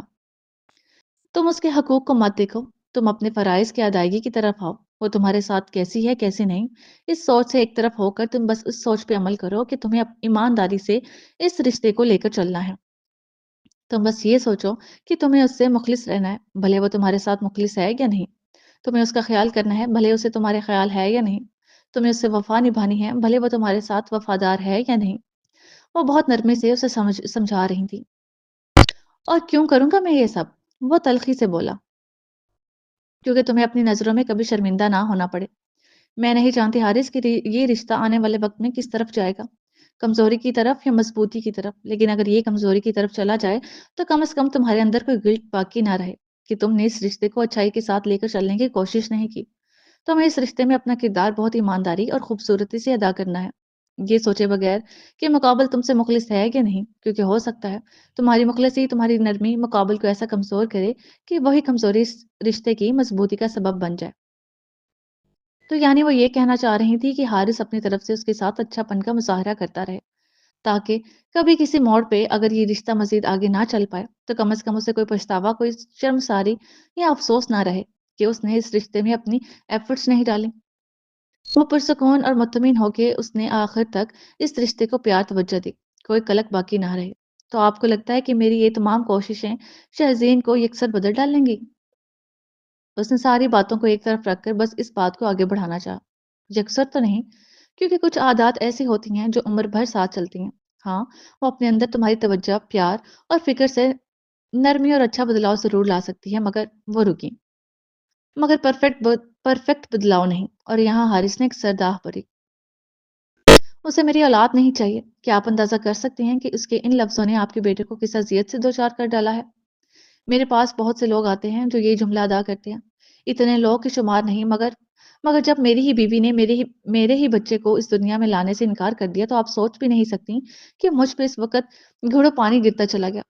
سوچ بھی نہیں سکتی کہ اس کے ان لفظوں نے میری روح تک کو جھنجھوڑ کر رکھ دیا۔ کسی چھوٹے بچے کی طرح وہ ماں سے اپنی تکلیف بانٹ رہا تھا، اور ماں کا دل تو تڑپ رہا تھا اس کی تکلیف پہ۔ کچھ دیر پہلے تک میں سمجھ نہیں پا رہا تھا کہ کیا میں اس خوشی پہ خوش ہوں بھی یا نہیں۔ لفظ شاید میرے لفظوں سے ہٹ ہی نہیں پا رہا تھا، مگر امی جان، جب شہزین نے وہ الفاظ کہے مجھے لگا جیسے کسی نے میری جان نکال لی ہو۔ اس لمحے مجھ پہ انکشاف ہوا کہ میرا بچہ اس دنیا میں آنے سے قبل ہی میرے جسم کا وہ خاص حصہ بن چکا ہے جس کے ختم ہو جانے سے زندگی ختم ہو جاتی ہے، جان نکل جاتی ہے نا حیرت کی بات کہ میرا جانو دل تڑپ اٹھا ان لفظوں پر، حالانکہ وہ میرے وجود سے منسلک نہیں، مگر کیسی احساسات سے آ رہی ہے یہ بے حس عورت کہ جس کے وجود کا وہ حصہ ہے اسے کوئی تڑپ نہیں، ذرا بھی دل نہیں کانپا ایسے الفاظ لبوں سے ادا کرتے ہوئے۔ افسوس در افسوس تھا اس عورت پہ۔ اپنے آپ کو ہلکار مت کرو میرے بچے، وہ جلد باز ہے، کم عقل اور جذباتی ہے، ابھی حیرت اور غصے کا شکار ہے، کچھ وقت گزرنے دو، اپنے کہے پہ شرم ضرور محسوس کرے گی۔ زرین نے اس کے غصے کے لیول کو نیچے لانا چاہا، تبھی اس بات کو اب مزید ڈسکس نہیں کرنا چاہتی تھی۔ تو کیا کروں گا میں اس کی شرمندگی کا؟ میرے دل سے تو وہ آج مزید اتر گئی نا۔ وہ تندی سے گویا ہوا ٹھیک ہی تو کہہ رہا تھا حارث، وہ اب اگر شرمندہ ہو بھی جاتی، اسے احساس ہو بھی جاتا تو وہ بھی اس کے کہے لفظوں کو بھول نہیں سکتا تھا جنہوں نے اس کا دل لہو لہان کر ڈالا تھا۔ وہ اپنا مقام تمہارے دل میں واپس بھی تو پیدا کر سکتی ہے، وہ امید لیے بولی۔ کون سا مقام؟ کیا اس نے پہلے کوئی مقام بنانے کی کوشش کی تھی؟ نہیں امی جان، وہ پہلے بھی ایسی ہی تھی، آج بھی ایسی ہی ہے۔ بات تو ٹھیک تھی، پہلے کون سا وہ حارث کے ساتھ ایک اچھی سلجھی بیوی بن کر رہ رہی تھی، پہلے بھی تو اپنی اہمیت پیدا کرنے کی بجائے جو تھوڑی بہت ویلیو تھی گراتی رہی تھی۔ چلو نئے سرے سے ہی صحیح، مگر وہ اب تو کوشش کر ہی سکتی ہے نا۔ اس کا غصہ ٹھنڈا ہو جائے میں بات کروں گی اس سے، مگر تم کوئی بات نہیں کرو گے اس سے۔ ساتھ ہی اسے بھی تنبیہ کی گئی، میں کرنا بھی نہیں چاہتا، وہ نخوت سے گویا ہوا۔ میں اس لیے کہہ رہی ہوں تاکہ دوبارہ سے کوئی محاذ نہ کھڑا کر بیٹھو تم دونوں، ورنہ تم پیار سے بات کرنا چاہو تو بے شک کرو اس موضوع سے ہٹ کر۔ انہوں نے اپنی بات کا اصل مطلب کھولا کہ وہ اس موضوع پہ اس سے کوئی بات نہیں کرے گا۔ پیار سے کوئی اور بات کرنا چاہے تو ضرور بلائے اسے، مگر کوئی لڑائی فساد نہیں۔ پیار؟ وہ تلخی سے بڑبڑاتا اٹھ کھڑا ہوا۔ اب کہاں جا رہے ہو؟ وہ کمرے میں تو بالکل نہیں جا رہا، یہی سوچتے ہوئے زرین نے پوچھا، نیند کی گولیاں پھانک کر اس ٹینشن سے کچھ وقت کی رہائی پانے جا رہا۔ وہ بیزار سا بولا۔ حارث؟ زرین نے برہمی سے اسے پکارا۔ شاور لینے جا رہا ہوں امی جان، دماغ پھٹ رہا ہے میرا۔ وہ اب کی سچ بولتا کمرے سے نکل گیا، لاوا بنے گرم دماغ کو ٹھنڈا کرنے کے لیے اسے واقعی اس وقت بات لینے کی اشد ضرورت تھی۔ یا اللہ، یہ اب کیسی پریشانی میں مبتلا کرتی ہے اس لڑکی نے۔ تو ہی اسے عقل دے، اسے ہدایت دے۔ اس جیسی لڑکیوں کی سوچ پہ میری تو عقل دنگ ہے، کیسے احساسات مر جاتے ہیں ان کے۔ کوئی مجھ سے پوچھے کہ جب میری حالت نازک تھی اور میری اپنی جان بھی خطرے میں تھی تو میرے لبوں پہ بس ایک دعا تھی کہ یا رب، بھلے میری جان لے لے مگر میری اولاد کو زندگی بخشے رکھنا۔ اور یہ سچ تھا۔ انوشا کی دفعہ زرین کی حالت بہت نازک تھی، بہت تکلیف کاٹ کر وہ اسے اس دنیا میں لائی تھی، زندگی موت کی جنگ سے لڑ کر۔ 5 بجنے کو تھے، انم کا ڈیوٹی ٹائم آف ہونے کو تھا۔ آج پھر سے ہور نے اسے مضطرب سوچوں میں دھکا دے دیا تھا، مگر وہ انہیں اضطراب کا شکار نہیں کر رہی تھی۔ آج وہ الجھی نہیں تھی، کچھ سلجھی ہوئی تھی۔ شاید حارث کے ساتھ جڑے اپنے احساسات کو کوئی نام دینا چاہ رہی تھی جو پھر دے چکی تھی۔ ہاں، وہ دے تو وہ چکی تھی، مگر اس نام پہ مہر لگنا باقی تھی، اور اس مہر کے لیے اسے مزید سوچنے کا وقت درکار تھا، مزید سمجھنے کا بھی۔ کام کے دوران وہ موبائل استعمال نہیں کرتی تھی، کوئی کال ہوتی تو اٹھا لیتی، مگر میسجز پہ دھیان نہیں دیتی تھی۔ وہ فارغ ہو چکی تھی اور وقت بھی جانے کا ہو رہا تھا، سو ڈیسک پہ پڑی چیزیں بیگ میں رکھنے لگی۔ چند کاغذات تھے، ایک پین تھا اور واٹر کین اس نے ہاتھ میں پکڑ لی تھی، موبائل بھی بیگ میں رکھنے کی بجائے ہاتھ میں پکڑ لیا۔ اور وہ اس کے آفس روم میں تھی، سو اس کو گڈ بائی کہنے کے لیے انتظار کرنے کی بجائے وہ اٹھ کھڑی ہوئی۔ چلتے چلتے اس نے موبائل اسکرین آن کی، کیونکہ کام کے دوران اس نے 2-3 بار بجتی ہلکی سی بیپ پہ توجہ نہیں دی تھی۔ اسکرین آن ہوئی تو اوپر 2 نوٹیفیکیشنز تھے، اس نے جلدی سے دیکھنا چاہا، ان پہ ٹچ کیا تو سامنے پن لاک اس کا منہ چڑھانے لگا۔ وہ بھولے بیٹھی تھی، مگر اسے یاد آیا کہ آج راستے میں ہی تو اس نے موبائل کو لاک لگایا ہے، وہ بھی اعجاز کے کہنے پہ۔ بہت بار ایسا ہوتا تھا کہ نادیہ اس کے موبائل سے شائستہ اور رشتہ داروں کو فون ملا لیا کرتی تھی، ایزل جھپٹ کے بیٹھ جایا کرتی تھی۔ انم بہت لاپرواہ تھی اس معاملے میں، اس کے موبائل کو کوئی لاک لگا بھی ہوتا تو وہ پورے گھر کو معلوم ہوتا تھا، بالکل اسی طرح جس طرح لاریب اور انم کو بھی ایزل کے موبائل کا پاسورڈ معلوم ہوتا، اور ایزل کو آغا فارس کے۔ لاپرواہ تھیں دونوں بہنیں۔ انم کا موبائل اس کے ساتھ ساتھ باقیوں کی ملکیت میں بھی رہتا تھا، اس لیے 1.5 قبل اس نے پاسورڈ ہٹا ہی دیا تھا۔ گھر میں وہ جس کی بھی دسترس میں رہتا اسے پرواہ نہ ہوتی، مگر اب نہ نادیہ اس کے موبائل سے کسی سے بات کرتی تھی، نہ ایزل تھی جو بلا ضرورت نہ کسی کام سے اس کا موبائل پکڑ لے، مگر اعجاز एजाज ने कल अचानक उसे इस बात पे टोका था, जब वो यूं ही मोबाइल इस्तेमाल करके नाश्ते की टेबल पर रख रही थी। आना, तुमने अपने मोबाइल को आजाद क्यों छोड़ रखा है कि कोई भी इस तक रसाई पाले? मैं समझी नहीं पापा, कैसी रसाई? उसने ना समझी से सवाल किया। तुम्हारी पर्सनल बातों और चीजों की जो कि तुम्हें दूसरों को नहीं दिखाने चाहिए। मगर मैं तो नहीं दिखाती, वो जल्दी से बोली। मगर लोगों को दूसरों की जातियात में उतरने की बहुत बुरी आदत होती है। वो नाश्ते से हाथ रोके उसे समझा रहे थे। मगर मेरा मोबाइल कोई नहीं पकड़ता बाबा, आप सबसे मेरी क्या प्राइवेसी? और बाही तुम्हें आती जाती नहीं। वो बोलते बोलते रुकी, अब तो वो जॉब करती थी, अब तो आती जाती थी। प्राइवेसी हर इंसान का हक है, प्राइवेसी हर इंसान की होती है। तुम मेरी बेटी हो, इसलिए मैं ये नहीं कहूंगा कि बेटियों के मोबाइल लॉक नहीं होने चाहिए। भला इनका क्या मकसद लॉक करने का? वो भला क्या छुपाती फिरती हैं? माँ बाप को इनके मोबाइल्स पे कड़ी नजर रखनी चाहिए, क्योंकि ना मैं इन लोगों में से हूँ, ना मेरी ऐसी सोच है। मैं वो बाप बाप हूँ जो अपनी बेटियों पे एतबार करता है। मगर हमारे आसपास के लोग ऐसी चीजों का फायदा उठाते हैं। वो नर्म तासुर लिए समझा रहे थे, जबकि अनम के लब लब बेटियों पे मुस्कुराए।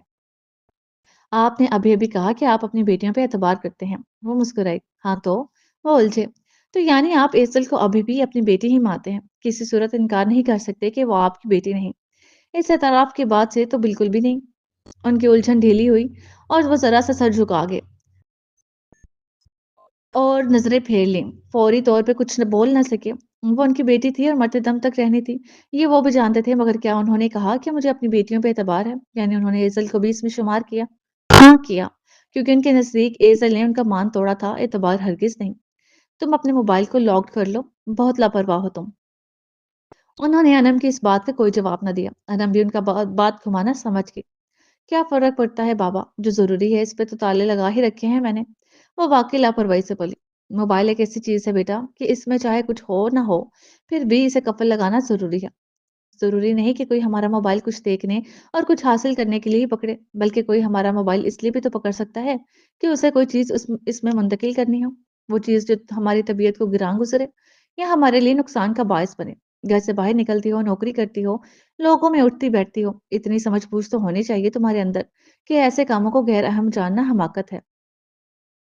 उन्होंने बेइज़्ज़ती नहीं की थी, ना ही कमकली का कोई ताना दिया था, बस थोड़ा बहुत बरोब होकर समझाया था। जबकि अनम झुरझुरी लेकर रह गई कि ऐसे साज़िशी काम भला मेरे साथ क्यों होने लगे? उफ़ तौबा! आप फ़िक्र ना करें बाबा, मैं कर लूँगी। उसने मज़ीद कोई बात ना की, कोई बहस का कोई इनकार नहीं, बस चुप करके बात मान ली, मगर कल की उन बातों को भूल गई थी। इसलिए आज जब याद आया तो लॉक कर डाला, मगर अब लॉक उसका मुँह चिढ़ा रहा था और वो खड़ी सोच रही थी कि आखिर मैंने पासवर्ड क्या लगाया था? उफ़! याद क्यों नहीं आ रहा? उसने ज़हन पे ज़ोर दिया और सोचते-सोचते बिल्डिंग से बाहर निकल आई। ड्राइवर गाड़ी लिए टाइम पे सामने ही मौजूद था, जबकि गाड़ी को देख के अनम के ज़हन में झमाका हुआ। अरे हाँ, याद आ गया। उसने जल्दी से दोबारा स्क्रीन ऑन की और F195J लिखा, तो मोबाइल अनलॉक हो गया। उसने मोबाइल का पासवर्ड गाड़ी का नंबर ही तो लिखा था, मगर ये नंबर उसकी गाड़ी का नहीं, बल्कि हारिस की गाड़ी का था। उसकी लैंड क्रूज़र का नंबर, मगर वो इतनी भुलक्कड़ थी कि भूल गई, क्योंकि आदत जो ना थी। मगर सोचने वाली बात ये थी कि उसने पासवर्ड को भी हारिस से क्यों जोड़ रखा था? क्या इसलिए कि जब एहसासात जुड़ गए थे तो चीजें जुड़ने में क्या कबाहत? पासवर्ड टाइप करते हुए उसके लबों पे दिलफरेब मुस्कुराहट थी। जब कुछ शख्स दिल को अच्छा लगने लग जाए तो उससे जुड़ी चीजें भी ऐसे ही लबों पे मुस्कुराहट ले आती हैं। न जाने मुझे ये ख्याल क्यों आया। वो बड़बड़ाई थी कि उसे हारिस की गाड़ी के नंबर को अपने पासवर्ड के तौर पर इस्तेमाल करने का ख्याल क्यों आया। मैं कुछ और भी तो रख सकती थी, अपनी गाड़ी का भी तो रख सकती थी, मगर जवाब नहीं था उसके पास। फिलहाल वो सारे ख़यालात एक तरफ रखे मैसेजेस देखने लगी, जो इन 2 लोगों के थे, जो उससे दूर होकर भी पास थे। एक एज़ल और एक आगा फ़ारिस। आगा फ़ारिस का मैसेज बाद में आया था, इसीलिए टाइप पे था। उसने पहले वो देखा। मुख्तसर सा मैसेज था। वो अनम से एज़ल का एक बैग भिजवाने की बात कर रहे थे। मज़ीद भी लिखा था कौन-सा बैग, और उसने महज़ ओके ओके लिखा और भेज दिया। गाड़ी स्टार्ट करो। गाड़ी में बैठी और चलाने का हुक्म जारी करने के बाद एज़ल का मैसेज पढ़ने लगी। शुरू में मुस्कुराहट थी, मगर जैसे-जैसे पढ़ती गई सारी मुस्कुराहट अंका होती गई। चेहरा एकदम हैरत और अफ़सोस में बदल गया। उसने एज़ल को कोई जवाब न दिया, शायद देने की पोज़ीशन में ना थी। बस चुप बैठी मोबाइल तकती तकती होले से बोली, तो यानी बाबा की उदासी और परेशानी का सबब एज़ल है, ना कि कोई बिज़नेस इश्यू। उसे बाप का अजीब रवैया और उदासी छलकाता अंदाज और चुप-चुप सी आंखें समझ आने लगी थी, मगर उनके दिमाग में एग्जैक्ट क्या चल रहा है, ये वो नहीं जानती थी।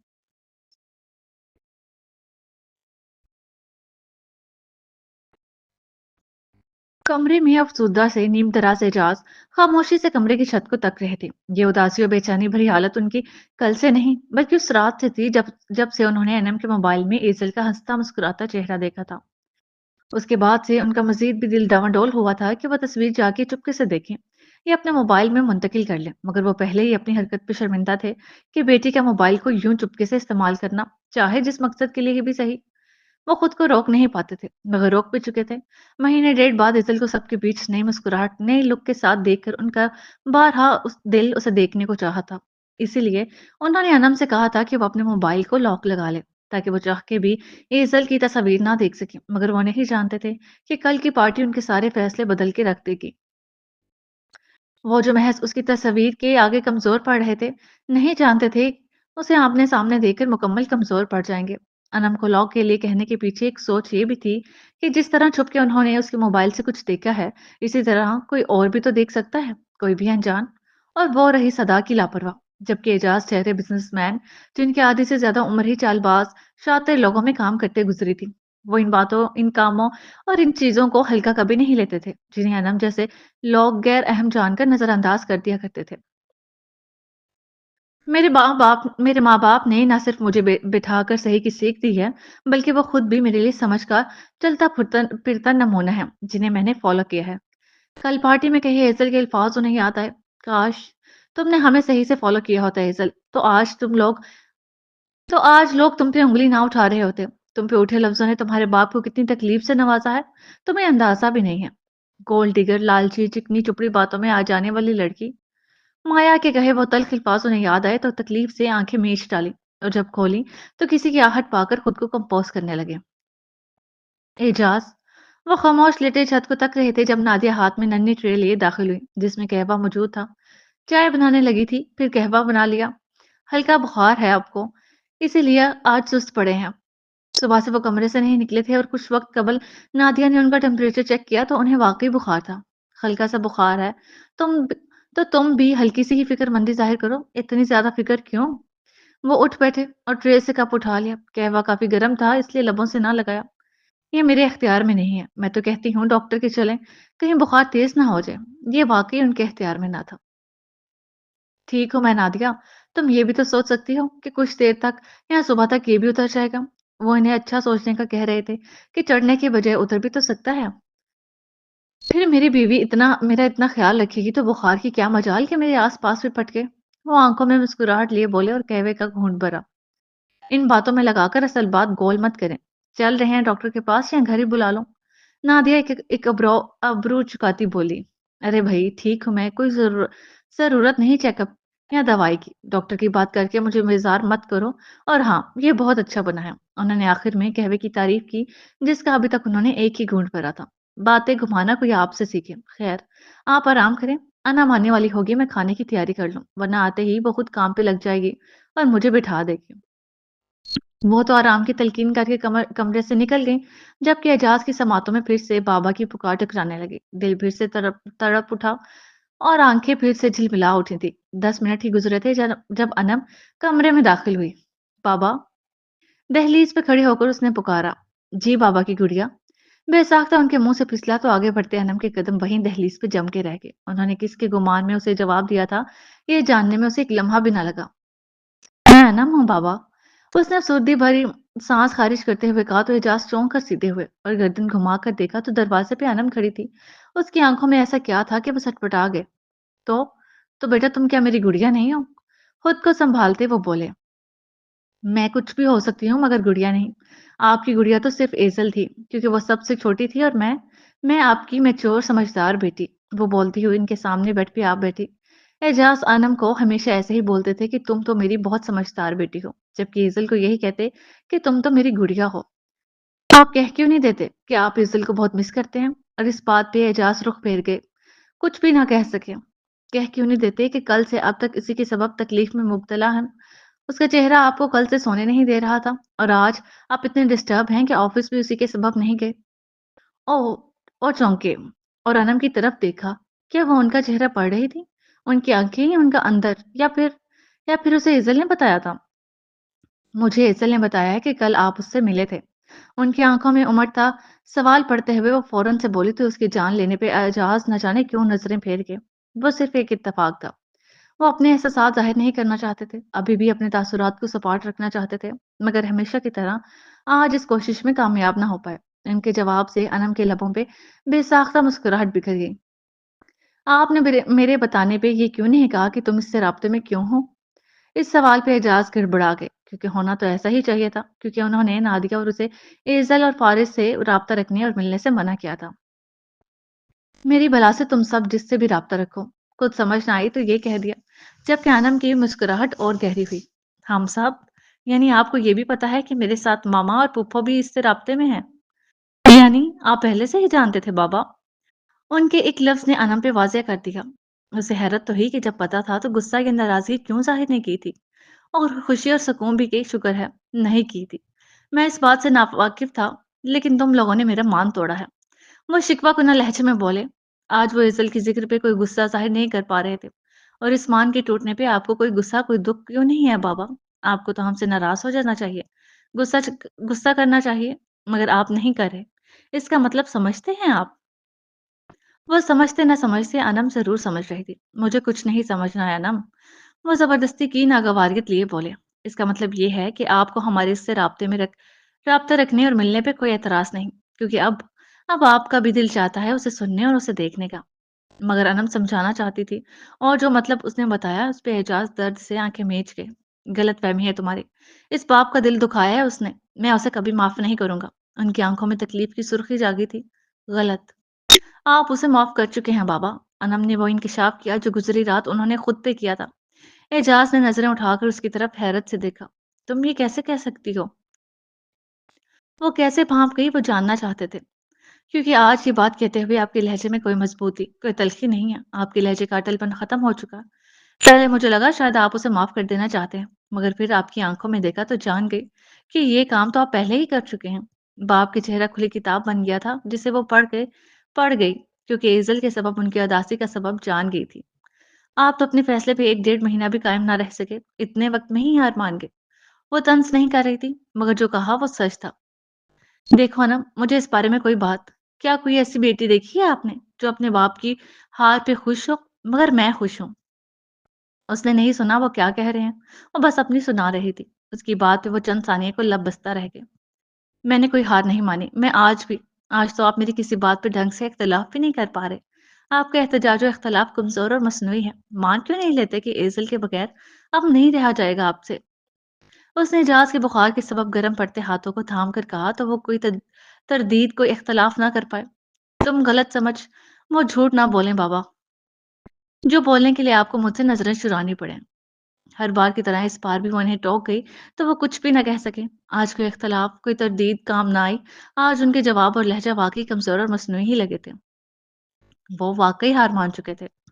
آپ اپنے ضد، اپنے غصے اور ناراضگی کے آگے ہار مان چکے ہیں، ایزل کو معاف بھی کر چکے ہیں، مگر وہ رکی تو اعجاز نے بے چینی سے اس کی طرف دیکھا۔ مگر اس سے واپس تعلق بحال کرنا شاید آپ کو مشکل لگ رہا ہے۔ آپ جھجک رہے ہیں یا آپ کو یہ ڈر ہے کہ ہماری نظریں آپ کو شرمندہ کر دیں گی، کہ اپنے فیصلے پہ سختی سے کاربند رہنے والا شخص ایک مہینے میں ہی کمزور پڑ کے اپنا فیصلہ تبدیل کر گیا۔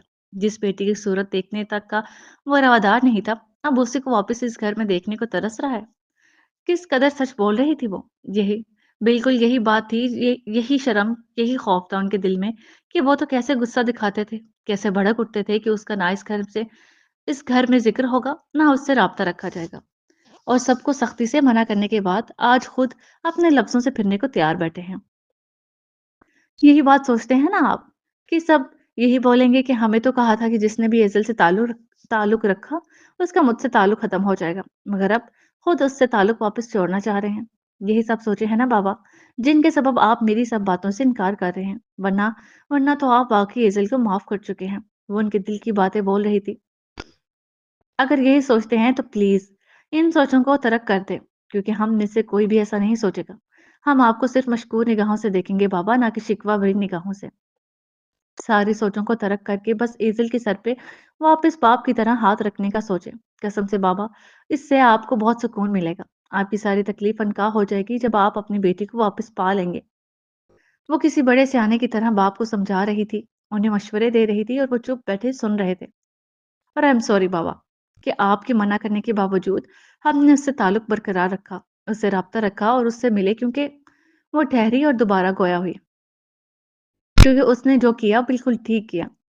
یہ بات کہتے ہوئے اس نے کنکھیوں سے باپ کی طرف دیکھا کہ کوئی ناگوار تاثرات تو ان کے چہرے پہ نہیں آئے، مگر ان کے چہرے پہ بس تکلیف ہی تکلیف تھی۔ دونوں کے بیچ کتنے ہی پل خاموشی سے سرک گئے، مگر فارس نے ٹھیک نہیں کیا۔ خاموشی کو اعجاز کی آواز نے توڑا۔ اس آواز میں تکلیف ہی تکلیف تھی۔ بیٹا مانا تھا میں نے اسے، اور اس نے آپ کی بیٹی بہت خوش ہے ان کے ساتھ بابا۔ اس سے قبل وہ کوئی تکلیف دہ بات کرتے انم بول اٹھی۔ بیٹی؟ وہ زیر لب بڑبڑائے۔ ساری تکلیف اس بات کی ہے انم کہ وہ میری بیٹی ہے۔ وہ میری بیٹی نہ ہوتی تو آج تم اپنے باپ کو اتنا کمزور نہ پاتی۔ اور یہ اعتراف ہی تھا کہ وہ ہار چکے ہیں۔ کیا ایزل نے آپ کو صرف دیکھا تھا یا پکارا تھا یا پھر کچھ ایسا کہا کہ آپ اپنا فیصلہ بدلنے پہ مجبور ہو گئے، یا پھر آپ کا اسے دیکھنا ہی کافی تھا؟ وہ متجسس تھی۔ اس نے میرے آگے ہاتھ جوڑے تھے انم۔ اعجاز درد سے آنکھیں میچ گئی۔ بابا پلیز بھول جائیں نا سب باتوں کو، سب بھلا کر ہمیں بس ایک بار معاف کر دیں، ہمیں خود سے مزید دور مت رکھیں، لا تعلقی کی حیثیت سے مزید مت نوازیں۔ اس کا اس کا تڑپ کے کہتے ہوئے ہاتھ جوڑنے والا منظر ان کی آنکھوں کے سامنے پھر سے چل پڑا۔ آپ کو پھر انہی جڑے ہاتھوں کا واسطہ ہے بابا، اب دیر مت کیجیے گا، وہ بھی تکلیف میں ہے اور آپ بھی، اس کی اور اپنی تکلیف ختم کرنے میں دیر مت لگائیے گا۔ اس نے ریکویسٹ کی۔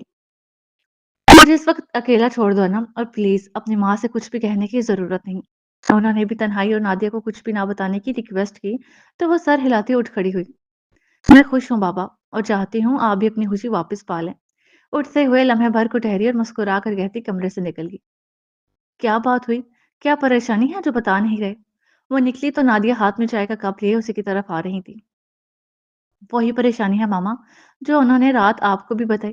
وہ واقعی آفس کے کام کو لے کے ڈسٹرب ہے، اور پھر کچھ طبیعت خرابی کا بھی اثر ہے۔ اعجاز نہ بھی منع کرتے تو بھی انم فی الحال ایزل والا ذکر نادیہ سے نہیں کرنا چاہتی تھی۔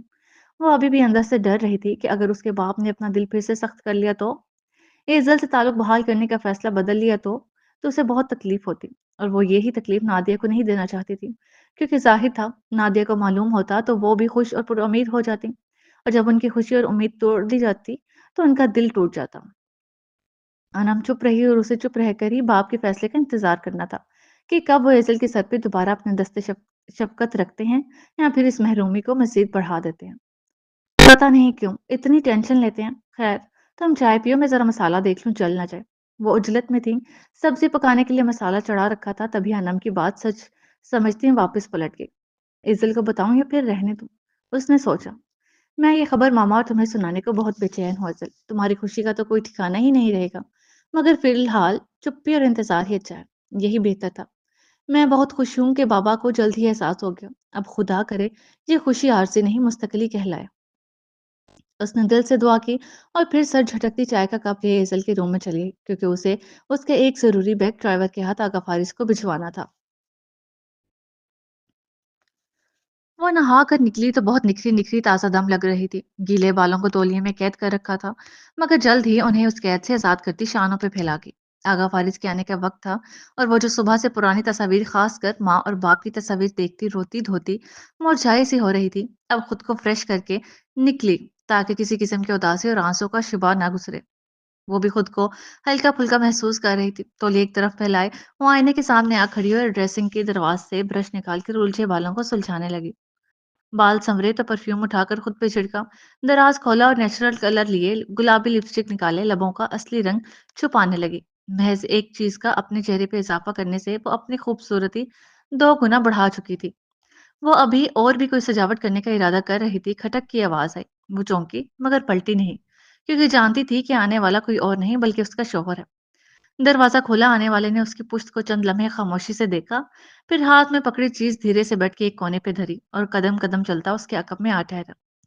ایزل جانتی تھی تبھی آئینے میں دیکھنے کی بجائے سر جھکائے دراز میں نہ جانے کیا کھنگالنے لگی، شاید کپڑوں کا ہم رنگ فریم ڈھونڈ رہی تھی۔ آنکھیں چشمے سے بے نیاز تھیں، آخر اسے مطلوبہ رنگ کا چشمہ مل ہی گیا تو اس نے جلدی سے نکال کر سامنے رکھا اور جلدی سے دوسرا چشمہ اٹھا کر واپس رکھنا چاہا، مگر عجلت میں ہاتھ پرفیوم سے ٹکرایا تو وہ دھرم سے گری۔ وہ ڈریسنگ کی سائڈ پہ بنے سلیب پہ سجی تھی، یوں جیسے یہ جگہ خاص اسی کے لیے مختص ہو، مگر اب وہ جگہ خالی ہو گئی۔ پرفیوم گری ضرور، مگر سلیب سے پھسل کر ڈریسنگ کے اوپر ہی، ذرا سی اونچائی سے ذرا سی گہرائی پہ۔ اف! एज़ल ने जल्दी से उसे सीधा करके ऊपर रखने के बजाय वहीं रख दिया। शुक्र है सलामत थी। ये आगा फारिस की पसंदीदा परफ्यूम थी। उसने शुक्र किया और पहला चश्मा वापस दराज में रखने लगी। आगा फारिस की जानब से किसी शौक जुमले और खुद को उनकी बाहों में भरे जाने की मुंतज़िर थी। वो ऐसे ही तो करते थे। उसे कब से बाहों में भर लेते थे। मुझे इसकी खुशबू से इश्क था एज़ल। वो बोले तो एज़ल चौंकी और नासमझी से सर उठाकर आईने में उन्हें देखा। जो ड्रेसिंग पे पड़ी अपनी परफ्यूम को पुरसोच निगाहों से देख रहे थे। वो उसी की तरफ मतवज्जा नहीं थे। वो उसकी तरफ मतवज्जा नहीं थे। वो जो किसी शौक जुमले के इंतजार में थी, मायूस हुई और नासमझी से उन्हें देखा कि इस बात का मकसद जानती हो ये कितनी कीमती थी। उन्होंने पूछा तो वो बोलते बोलते रुक गई क्योंकि इससे कबल ही वो बोल उठे थे। इतनी कि कोई भी इतनी महंगी परफ्यूम्स का शौक ना पाले। नजरें हना उस परफ्यूम पे जमी थी। यानी वो इनडायरेक्टली उस परफ्यूम की मालियत बता रहे थे जो कि हेजल पहले ही जानती थी, मगर बता ही क्यों रहे थे। उनकी नजरें वहीं जमी थी और उलझन ज़दा सी एज़ल ने अब के खुद भी निगाहें परफ्यूम पे मरकोज़ की, तो ठटकी। परफ्यूम की शीशी के पास नमी सी मौजूद जमा हो चुकी थी। ओह! ये क्या? उसने जल्दी से हाथ लगाकर देखा तो वो परफ्यूम ही थी, जो शीशी के अंदर से निकल रही थी। यानी शीशी टूटी नहीं थी, मगर हल्की सी ऐसी दरार आ चुकी थी जिसके सबब वो लीक हो रही थी। पल भर में ही उसे आगा फारिस की बातों का मतलब समझ में आ गया, तो वो शर्मिंदा सी नज़रें झुका गई। आई एम सॉरी आगा, मुझसे बेदहानी में हाथ लग मगर मेरे लिए पैसा मैटर नहीं करता था। ये कितने ही महंगी क्यों ना खाली होने के बाद हमेशा अगले रोज बिल्कुल ऐसी ही शीशी मेरे ड्रेसिंग की जिन्नत बनी होती थी क्योंकि मुझे इसकी खुशबू से इश्क था एजल। वो यकटक उस खुशबूदार माया पे नजर गाड़े बोल रहे थे। एजल की बात को वो बीच में ही टोक चुके थे। कुछ चीजें बहुत कीमती होती हैं, उनके टूट जाने, खो जाने और खत्म हो जाने का इंसान को बहुत दुख होता है। आई एम सॉरी आका, वो अनादम सी फिर से बोली। मुझे भी बहुत हुआ जब एक फ्लाइट के दौरान मेरा बैग मिसिंग हो गया। 3 दिन मुझे इसके बगैर गुजारना पड़ा। लेकिन क्योंकि मुझे उस खुशबू की आदत थी, मैं एडिक्टेड था। जब तक कि मेरे हवासों पे ना छाई रहती तब तक सुकून से कोई काम नहीं कर पाता था। वो उसे ये सब क्यों बता रहे थे?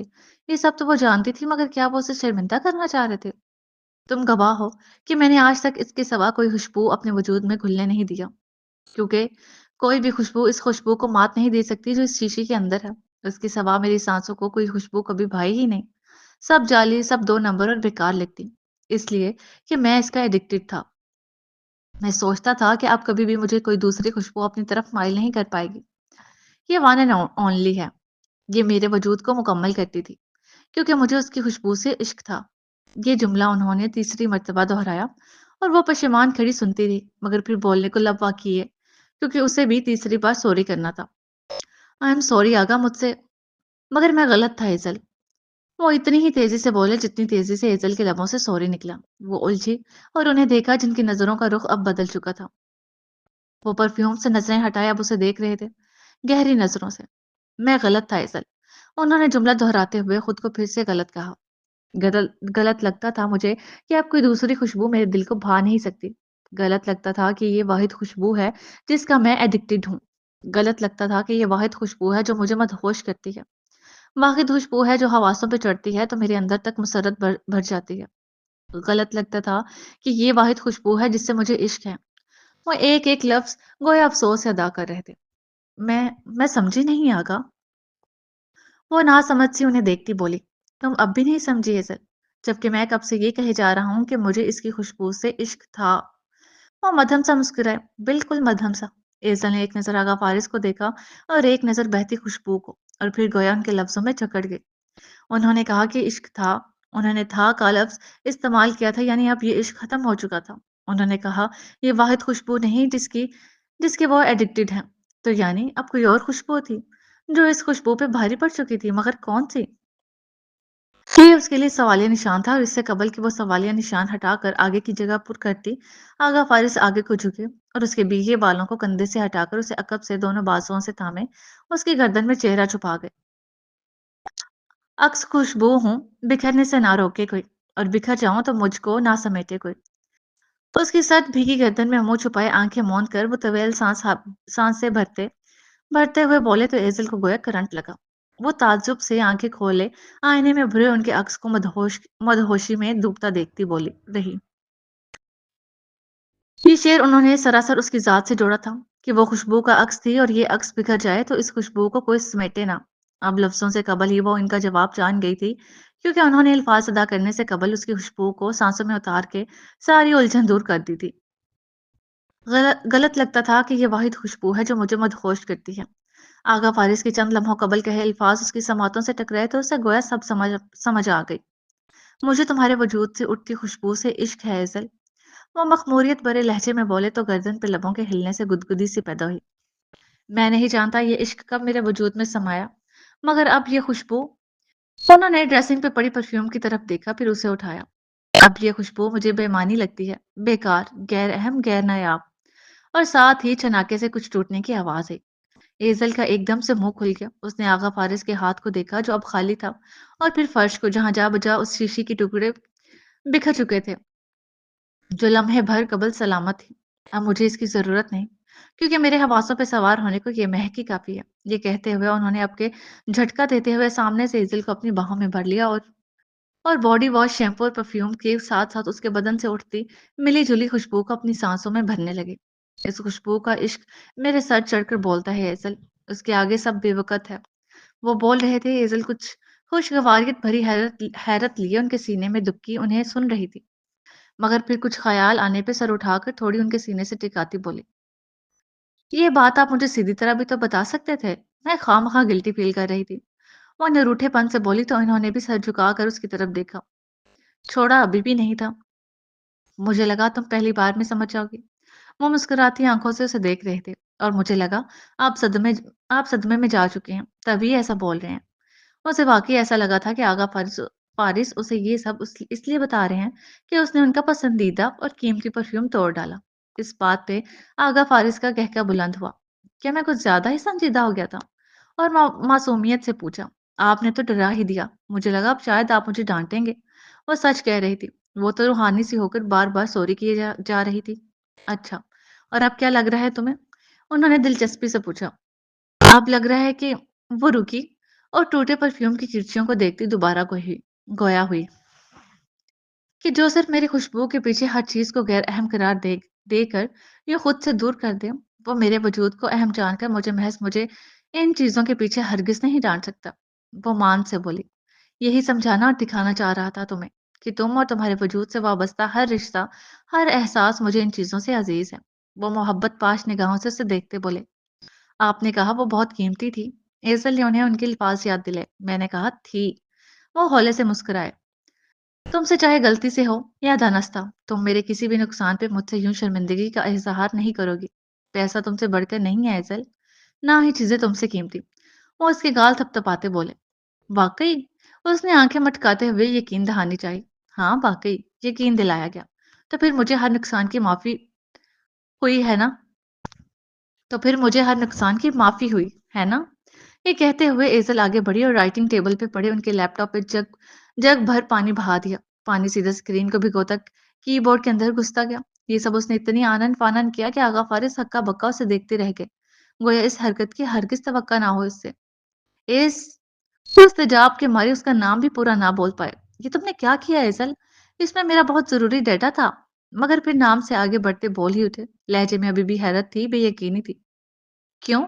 ابھی آپ نے نہیں کہا تھا کہ کیا چیزیں اور پیسے مجھ سے بڑھ کر نہیں، اور یہ بھی کہ نقصان دانستہ ہو یا غیر دانستہ، مجھے شرمندہ ہونے کی ضرورت نہیں۔ سو میں تو نہیں ہوں، مگر آپ اپنے کال کے خلاف ضرور دکھائی دے رہے ہیں۔ وہ مزے سے بولے، جبکہ آغا فارس سر جھٹک کر بولے، میں ابھی بھی اپنے الفاظ پہ برقرار ہوں، کوئی بھی چیز تم سے بڑھ کر نہیں۔ مگر سے آگے انہوں نے پھر سے سر جھٹک دیا۔ مگر اس نے ایسا کیوں کیا جبکہ جانتی بھی تھی کہ ان کی کتنی ضروری فائلز، کتنا ضروری ورک اس میں سیف تھا؟ یہ ان کا سوال تھا جو وہ پوچھتے پوچھتے رہ گئے۔ اگر ایسا کرنے سے اسے تقویت ملی تھی تو آغا فارس کو واقعی کسی نقصان کی پرواہ نہیں تھی، اور ابھی کون سا کنفرم تھا کہ لیپ ٹاپ کو کوئی نقصان پہنچا بھی ہے یا نہیں؟ واقعی؟ وہ آگے بڑھی اور ایک بار پھر یقین دہانی چاہی۔ اس بار پتہ نہیں کون سا نقصان کرنا تھا۔ واقعی ایزل، مگر انہوں نے انکار نہ کیا اور پر یقینی سے بولے، مگر میں حیران ہوں۔ وہ واقعی حیران تھے کہ وہ ان کا نقصان کر کے اتنی پرسکون کیسے تھی۔ تو کیا میں آپ کی حیرت ختم کروں؟ اس نے مانی خیزی سے پوچھا تو انہوں نے اچنبے سے اسے دیکھا۔ کیسے؟ اور پوچھا، وہ ایسے کہ یہ ریگڈ لیپ ٹاپ ہے، بھول گئے؟ وہ شرارت سے بولی تو آغا فارس نے بے ساختہ سر پہ ہاتھ مارا۔ Rugged built EMX double three की IP65 रेटिंग है, यानी ये पानी से बचने वाला, डस्ट प्रूफ और शॉक प्रूफ होता है। हाँ, मगर 100% तो गारंटी नहीं कि पानी से हमेशा बचाव रहेगा। उन्होंने पानी से निचुड़ते लैपटॉप को अफसोस भरी निगाहों से देखते हुए कहा। अब एक और बात बताऊं, एजल की आंखों में अभी भी शरारत नाच रही थी। कहो, इजाजत दी। ये आपका नहीं बल्कि मेरा लैपटॉप है, वही लैपटॉप जिसे मैं आपको ठीक करवाने का कहने वाली थी जब आपको किसी का मैसेज आ गया। वैसे जो मसला था हल हो गया आगा। आगा फारिस को भी याद आया वो उन्हें कुछ कहने वाली थी जब उन्हें मैसेज आया, और एजल को भी याद आया कि वो किसी बिजनेस के मसले का जिक्र करके परेशान हो गए थे। तुम्हारे आगा हर मसले का हल निकाल लेते हैं। तुम मसला छोड़ो और ये बताओ, मुझसे ड्रामे क्यों लगा रही थी? तुमने तो मुझे डरा ही दिया। वो आपके मुस्कुराए और टिश्यू टिश्यू से पानी को खुश करने लगे। एजल और आगा फारिस का एक सा लैपटॉप था, बस फर्क ये था कि एजल का कम इस्तेमाल होने के सबब बिल्कुल नया नकोर मालूम होता था, जबकि आगा फारिस का काफी ज्यादा इस्तेमाल होने के सबब अपनी थोड़ी बहुत चमक खो चुका था। बिल्कुल वैसे ही जैसे आपने मुझे डराया था। वो सीने पे बाजू बांधे बोली। नहीं, बिल्कुल वैसे नहीं। वो हल्का से हंसे। मैं ऐसे ठीक करवा दूंगा जिसे तुम मजीद खराब करने के चक्करों में थी। उसका लैपटॉप खुश करते बोले। उनका एक लैपटॉप घर और एक ऑफिस होता था। वो रोज रोज घर से उठाकर नहीं लेकर जाते थे। एक ऑफिशियल था और एक पर्सनल, मगर जरूरी डाटा तो दोनों में ही होता था। उन्हें लगा ये उनका लैपटॉप है, मगर एजल उनके साथ ड्रामे कर रही थी।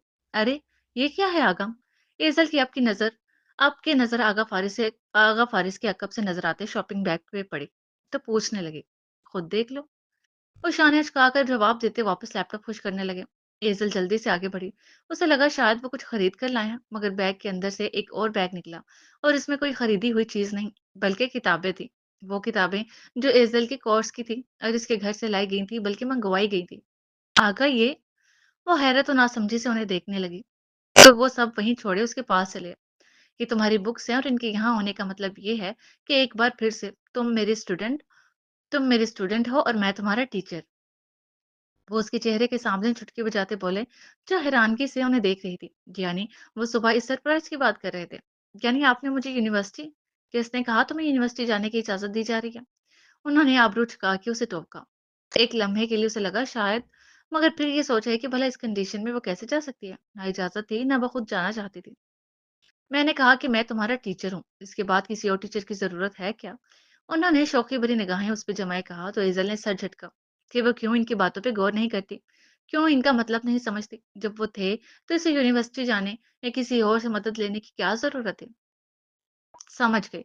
यानी अब से रोज मुझे आपसे क्लासेस लेनी होंगे। वो समझती हुई बोली। बिल्कुल, मगर रोज रोज नहीं, बीच बीच में तुम्हें छुट्टी भी मिलती रहेगी, मगर तब जब मेरा पढ़ाने का मूड नहीं होगा। वो उसकी किताबें बाहर निकालते बोले, तो एजल ने झंबे से उन्हें देखा। और जब मेरा पढ़ने का मूड ना हुआ तो?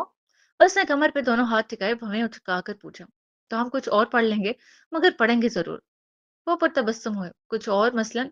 एज़ल के तासुरात वही थे। मसलन तुम मुझे पढ़ लेना और मैं तुम्हें। हम दोनों तो एक दूसरे के लिए लिखी मोहब्बत की किताब है ना, जिसे पढ़ते हुए ना तुम थकोगी ना मैं, बल्कि इस किताब में मजीद अबवाब का इजाफा जरूर हो जाएगा। वो एक आंख दबाकर शरारत से बोले। आप भी ना, छोड़े इन बातों को, मुझे मेरी बुक्स देखने दें। वो शर्मीले से मुस्कान लिए अपनी किताबें देखने लगी, जो बिल्कुल यूं नहीं थी जैसे अनछुई हों, और तकरीबन अनछुई ही थी, क्योंकि जब से क्लासेस लगी थी इसने महीने दो ही टिक टिक के यूनिवर्सिटी में शक्ल दिखाई थी। इससे कबल तुम पूछो ये यहाँ कैसे, तो बता दो, अनम के जरिए ड्राइवर से मंगवाई हैं। और अब आगे सुनो। पहले यहाँ बैठो। उन्होंने उसकी कलाई पकड़ के उसे अपने पास बिठाया। सबसे पहले तुम्हें एक काम करना है। लारेब से अब तक के तमाम नोट्स लेने हैं, फिर अपना टाइम टेबल बनाना है कि किस दिन किस बुक को टाइम देना है। टाइम कितना देना है ये मैं डिसाइड करूंगा। वो मसरूफ से अंदाज में बोले जा रहे थे। जिसका सिलेबस ज्यादा है उसे ज्यादा वक्त दरकार होगा, बल्कि इस बुक को हम 2 दिन देंगे। एक दिन तुम्हें समझाऊंगा, तो अगले दिन तुम्हारा टेस्ट होगा, और इस दिन मैं तुम्हारी बिल्कुल भी कोई मदद नहीं करूंगा, इसलिए जो भी पूछना हो तभी पूछना जब मैं समझा रहा हूँ। ये उनका पुराना तरीकाकार था। हमेशा की तरह पढ़ाई पे डिस्कस करते हुए उनका अंदाज बदल चुका था। मैं तुम्हारा शौहर हूँ, ये सोचकर ज़्यादा फ्री होने की कतई ज़रूरत नहीं, क्योंकि पढ़ाई के दौरान सिर्फ स्टूडेंट और टीचर वाला रिश्ता चलेगा। और पहले ही बता रहा हूँ कि पहले की निस्बत अब मैं ज़्यादा सख्ती करूंगा। शौहर हूँ, इसका मतलब ये नहीं कि तुम्हें राहत मिल जाएगी। ये बात अपने जहन में बिठा लेना। और यहाँ एजल का मुंह खुल गया। खड़ूस कहेंगे। वो बड़बड़ाई, मगर उसकी बड़बड़ाहट और घूरियों को नजरअंदाज किए बस बोलते जा रहे थे। शौहर तो वो उसके उस वक्त भी कतई नहीं लग रहे थे। جب بری کارکردگی دکھاؤ گی تو اس کی پنشمنٹ بھی ملے گی، اور پنشمنٹ میں کوئی رعایت نہیں چلے گی، ظالم کہیں گے۔ وہ پھر سے بڑبڑائی اور انہوں نے پھر سے نظر انداز کیا، اور پنشمنٹ بھی میری مرضی کی ہوگی۔ اب کہ انہوں نے اپنی مسکراہٹ دبائی تو ایزل کو سمجھنے میں دیر نہ لگی۔ ایکسکیوز می، ابھی آپ نے کہا کہ پڑھائی کے دوران ہم صرف اسٹوڈنٹ اور ٹیچر ہوں گے، اس سے آگے کوئی رشتہ نہیں۔ ایزل نے جتا کر یاد دلایا، مگر میں پنشمنٹ کلاس کے بعد دوں گا نا، اور تب تو میں صرف تمہارا شوہر ہوں گا۔ وہ معصومیت سے بولے اور ایزل کو ٹھوکا لگا تو وہ ہوں والے انداز میں رخ پھیر گئی۔ مزید کوئی لیکچر؟ اس نے منہ بنایا۔ ہاں، آگے نوٹ کرو، پڑھائی کے دوران نو بہانے، نو کھانا وانا، نو نیند۔ وہ پھر سے روبودار ٹیچر بن چکے تھے۔ انہوں نے نیند پہ خاصا زور دیا، جو کہ پڑھتے ہوئے اکثر ایزل کو آ جاتی تھی، اور اس وقت ان کا لیکچر سن کے بھی اچھی خاصی آ رہی تھی۔ اور اس نے جمائے روکتے ہوئے پوچھا تو انہوں نے بیزار ہوتی ایزل پہ ایک چپتی نگاہ ڈالی۔ کلاس کے دوران موبائل الاؤ نہیں ہوگا، ایک اور پابندی۔ آپ کا یا میرا؟ اس نے بھولے پن سے پوچھا، مگر ان کی گھوری پہ چپ ہو گئی۔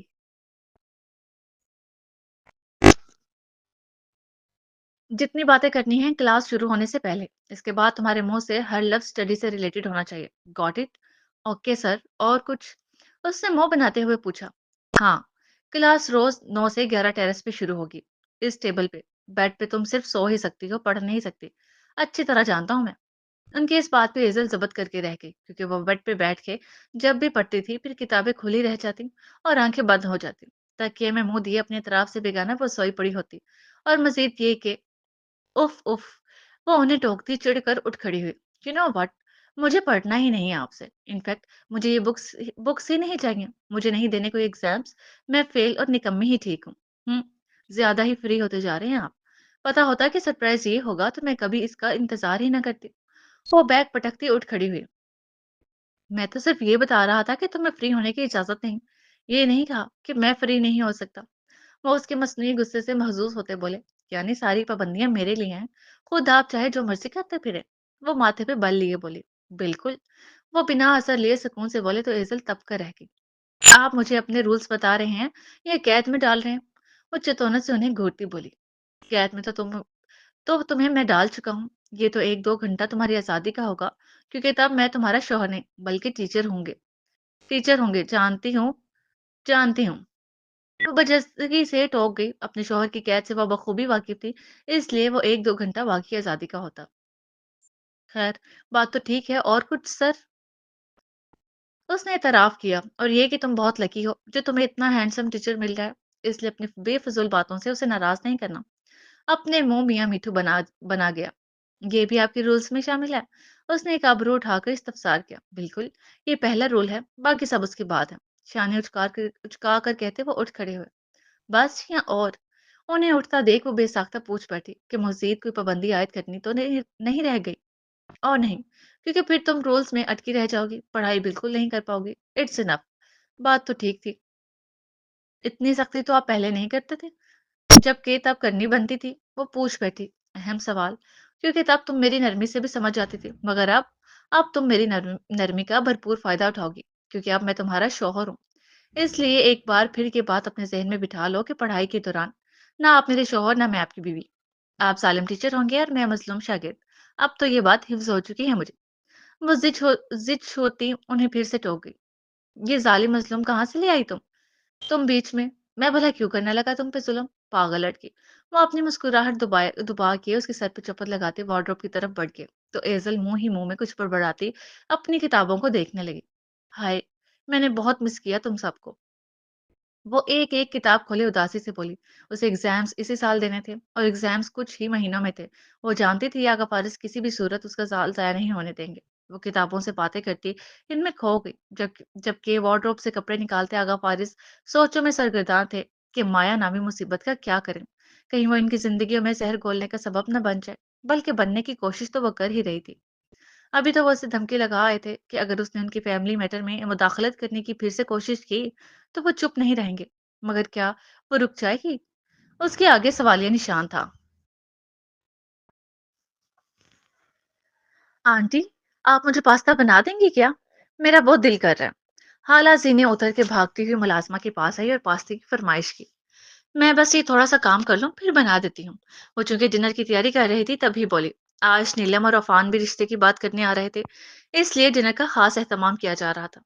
کوئی ضرورت نہیں اس کے لیے پاستا واستا بنانے کی، مہارانی نہیں ہے یہ جو اس کے لیے الگ سے کھانے بنیں گے، جو بنا ہے وہی کھائے گی۔ ہوں نہ جانے کس کس کنگال ماں کی بیٹی ہے اور نخرے کرتی ہے شہزادیوں والے۔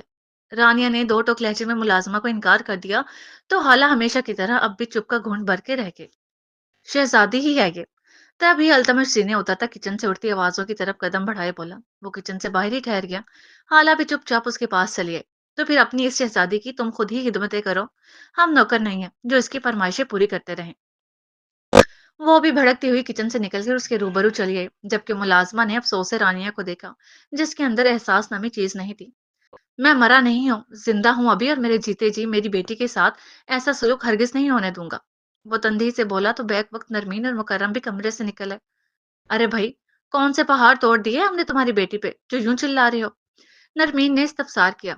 ماما، اس رانیہ کو سمجھا لے، یہ ہر بار حالہ کے ساتھ بری طرح سے پیش آتی ہے۔ میری بیٹی کیا اب اپنی مرضی کا کچھ بنوا بھی نہیں سکتی؟ اس کے لیے بھی اسے رانیہ کی پرمیشن کی ضرورت ہے کیا؟ یہ اپنے کام سے کام کیوں نہیں رکھتی آخر؟ پہلے تو رانیہ جب بھی حالہ کو ڈانٹتی تھی التمش کی غیر موجودگی میں ہی ڈانٹتی تھی، اور آج بھی التمش کی غیر موجودگی میں ہی بولی تھی، مگر التمش کچن سے اٹھتی اس کی آواز سن چکا تھا۔ حالہ کے ساتھ اس کا کیسا رویہ ہے یہ اسے ویسے بھی خوب اندازہ تھا۔ وہ اسے بلاتی نہیں تھی، اس کی موجودگی میں زیادہ بیٹھتی نہیں تھی، اسے شدید ناپسندیدہ نظروں سے دیکھتی تھی۔ یہ سب التمش سے چھپا ہوا نہیں تھا، مگر وہ اسے اس کی خشک مزاجی سمجھ کر نظر انداز کر دیتا تھا۔ رانیہ، کیا مسئلہ ہے تمہارے ساتھ؟ تمہیں حالہ نہیں پسند تو ٹھیک ہے، اس سے بات مت کیا کرو، اس کے معاملے میں بولا نہ کرو، مگر اس سے اپنی ناپسندیدگی کا ایسے اظہار بھی مت کیا کرو۔ بچی ہے وہ، دل دکھتا ہے اس کا۔ نرمین کے بجائے مکرم نے اسے سمجھایا۔ حالہ واقعی دکھتے دل کے ساتھ کھڑی تھی۔ جی ہاں، وہ بچی جسے زبردستی ہمارے سروں پہ مسلط کیا گیا ہے۔ وہ کرواہٹ سے بولی۔ مسلط تو خیر تم نے واقعی کیا ہے اسے ہمارے سروں پہ، مگر کیا کریں، کچھ کر بھی نہیں سکتے، مجبور ہیں کہ تمہاری اولاد ہے یہ، اور تم ہماری اولاد۔ نرمین بھی رانیہ کی بات سے اتفاق کرتی بولی تھی۔ مجھے لگا تھا کم از کم آپ اب تو حالہ کو دل سے قبول کر ہی چکی ہوں گی۔ آپ کی پوتی ہے یہ، سگی پوتی، آپ کے بیٹے کی اولاد مگر نہیں۔ آپ کا پیار بھی محض دکھاوا ہے، سمجھ گیا ہوں میں۔ جب سے مکرم نے حالہ کے کہنے پہ التمش کو معاف کیا تھا، اس روز سے نرمین کا رویہ حالہ کے ساتھ قدرے بہتر ہو گیا تھا، مگر آج التمش کو افسوس ہوا کہ وہ دل سے حالہ کو قبول نہیں کر پائیں۔ بس کرو تم تینوں، مہمانوں کے آنے کا وقت ہے اور تم لوگ یہاں کھڑے بلا وجہ کا تماشا کر رہے ہو۔ رانیہ، تم جاؤ اپنے کمرے میں، اور آئندہ خبردار جو حالہ سے ایسے پیش آئی تو۔ اور حالہ، آپ کو جو بھی چاہیے بلا جھجک آنٹی سے بول دیا کرو۔ ابھی آپ ہی اپنے کمرے میں جاؤ، آنٹی آپ کا کھانا کمرے میں ہی لے آئیں گی۔ مکرم نے رانیہ کو سختی سے جبکہ حالہ کو نرمی سے حکم دیا تو رانیہ پیر پٹکتی جبکہ حالہ فرما برداری سے سر ہلاتی پلٹ گئی۔ حالہ کے لیے رانیہ کی یہ تلخ باتیں نئی نہیں تھی، اسے عادت ہوئی تھی یا نہیں، مگر دکھ ہر بار ہوتا تھا۔ تم دیکھو ڈنر کی تیاری کہاں تک پہنچی، جبکہ التمش تم میرے ساتھ آؤ۔ وہ نرمین کو حکم دیتے التمش کو لیے پلٹے تو سامنے نظر اٹھتے ہی وہی منجمد ہو گئے۔ کچن کی طرف جاتی نرمین نے بھی گردن گھما کر دیکھا تو وہیں تھم گئی۔ جن مہمانوں کی مکرم بات کر رہے تھے وہ دہلیز پار کیے دروازے سے آگے لاؤنج میں حیران کھڑے تھے۔ وہ لوگ سارا تماشا دیکھ چکے تھے اور اب ایک دوسرے کی صورت دیکھ رہے تھے۔ تاثرات یوں تھے جیسے کوئی فیصلہ نہ کر پا رہے ہوں۔ جس گھر میں ایک چھوٹی معصوم بچی کے ساتھ گھر کی خواتین کا ایسا رویہ تھا، اس گھر میں ان کی بیٹی کے ساتھ وہ خواتین کیسے محبت سے پیش آ سکتی تھی؟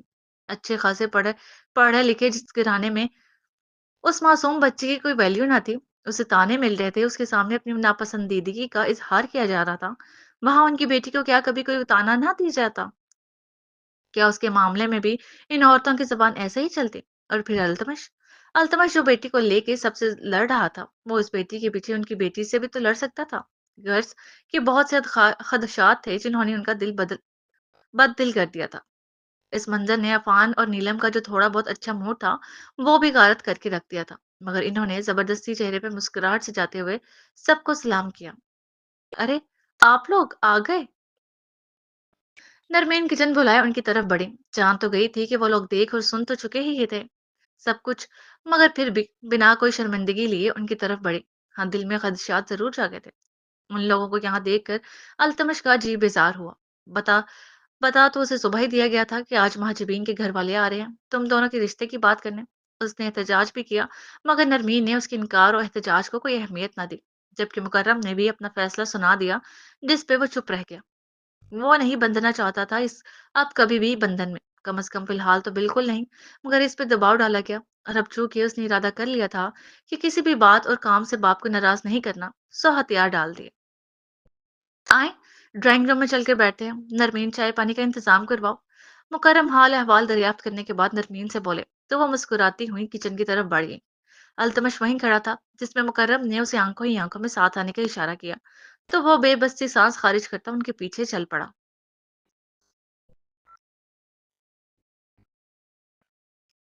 एक हफ्ते का गैप काफी होगा वैसे भी, सादगी से ही रस्म होगी ना, ज्यादा लोगों को इनवाइट करना है ना, ज्यादा तैयारी दरकार है। सारी बातें क्लियर करने के बाद मंगनी का दिन तय पाया जा रहा था, जबकि अल्तमश चुप बैठा बेचैनी से पहलू बदल रहा था। हमारा भी यही इरादा है कि सादगी से चंद करीबी अजीजों कारब की मौजूदगी में मंगनी की रस्म अदा कर ली जाए। अफान ने भी मुकर्रम की बात से इत्तफाक किया। आप क्या कहते हो बेटा? अफान ने अपने अल्तमश की तरफ देखा जो सटपटाया। मैं मैं क्या कहूँ अंकल, जैसे और जब आप लोग चाहें। वो जबरन मुस्कुराया। मेरा ख्याल है हमारे बीच सारे गिले शिकवे खत्म हो चुके हैं। आपको हमारी शराइत पे कोई एतराज नहीं तो हमें भी इस रिश्ते को आगे बढ़ाने में कोई मसला नहीं। कौन सी और कैसी शराइत? पहली शर्त ये कि महजबीन का जिस चाहत से रिश्ता मांगा गया है, वो चाहत शादी के बाद भी उसके साथ बरकरार रहे। और इस शर्त पे नरमीन, अरे हाँ, हाँ हाँ क्यों नहीं, वो से तो मैं बहू नहीं बेटी बना के रखूंगी, कहते हुए फौरन राजी हुई। दूसरी शर्त ये थी कि महाजबीन हाला को माँ की तरह मोहब्बत जरूर देगी, उसका ख्याल रखेगी, मगर हाला उसकी जिम्मेदारी हरगिज नहीं है। हाला को उस पर थोपा नहीं जाएगा। उसके मामले में महाजबीन को कभी सख्त सुस्त नहीं सुनाई जाएंगी। इस शर्त पे अल्तमश ने जबत से मुट्ठियां भींची और कुछ बोलने को लब खोलने ही वाला था कि मुकर्रम बोल उठे कि आपकी बात बिल्कुल ठीक है। हालांकि देखभाल दर हकीकत महाजबीन का फर्ज नहीं है, ना ही हम उसे इस घर में हालांकि देखभाल के लिए लाना चाहती हूँ, मगर मैं जानता हूँ महाजबीन उसे बिल्कुल माँ बनकर पालेगी। तीसरी शर्त ये थी कि अल्तमश उसे दूसरी और गैर अहम बीवी की तरह ट्रीट नहीं करेगा, क्योंकि अगर ऐसा ही करना है तो फिर अभी से इनकार कर दे। और इस शर्त पे भी अल्तमश ने जबत के घूंट भरे थे, क्योंकि वो तो पहले ही राजी नहीं था, मगर नरमीन थी ना बोलने के लिए। झट से बोल पड़ी कि महाजबीन जैसी प्यारी और फूल सी बीवी को भला उसका शौहर क्यों गैर हम जानकर नजरअंदाज करेगा। शादी से पहले ही वो अपने होने वाले शौहर के दिल में जगह बना लेगी, देखना। हमें किसी शर्त पे कोई एतराज नहीं, अपने दिल की तसल्ली के लिए आपका ये शराइत रखना हमारे लिए नागवार नहीं। आखिर को लड़की वालों को इतना तो हक बनता है। मुकर्रम बोले, जबकि वो लोग ये नहीं जानते थे कि इन्होंने ये तीन शराइत इस घर में कदम रखने और सामने का मंजर देखने के बाद सोची थी। घर से वो किसी किस्म की शर्त सोचकर नहीं आए थे। मुझे जरा एक्सक्यूज करें, मैं हाला को देख लूं।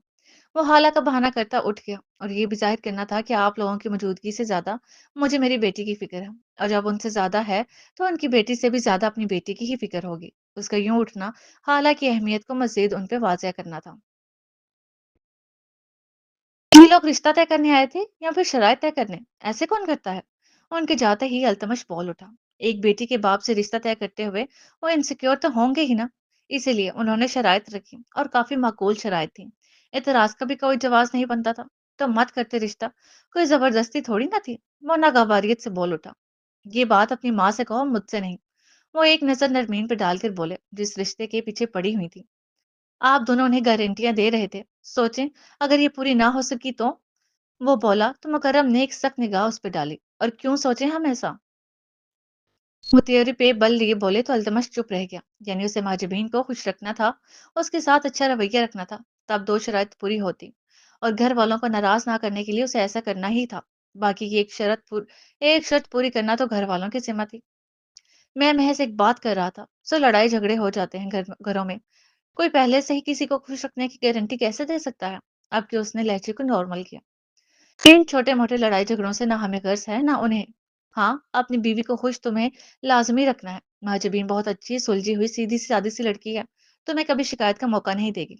इसलिए तुम्हारे लिए उसके साथ खुश रहना कोई मुश्किल नहीं। वो तो ये समझा रहे थे कि वो कोई झगड़ालू किस्म की लड़की नहीं, जो उसकी ज़िंदगी में बदमज़गी घोल दे। मगर अल्तमश ये सोचने लगा कि कोई कितना ही अच्छा क्यों ना हो, दिल की खुशी हमारे इख्तियार में भला कब होती है। अभी तो मैं सिर्फ बात कर रही हूँ फारिस, अभी किरदार उछाला ही कहाँ है। जिस रोज तुम किसी और को अपनी जिंदगी में शामिल कर लोगे, उस रोज मेरी इन बातों को याद करना, क्योंकि मैं अपने कहे पे अमल करने जरूर आऊंगी। وہ اس وقت اسٹڈی روم میں بیٹھے مایا کی باتوں کے متعلق سوچ رہے تھے، جو واقعی اس کے لیے خدشات و خوف پیدا کیے ہوئے تھی۔ نہ جانے میری کس گناہ کی سزا تمہاری صورت میں میرے سامنے چلی آئی ہے۔ وہ راکنگ چیئر پہ بیٹھے ہوئے تھے اور کب سے یہیں موجود تھے۔ غلط لگتا ہے تمہیں فارس کہ میں نے تم سے صرف کل کی انسلٹ کا بدلہ لیا ہے؟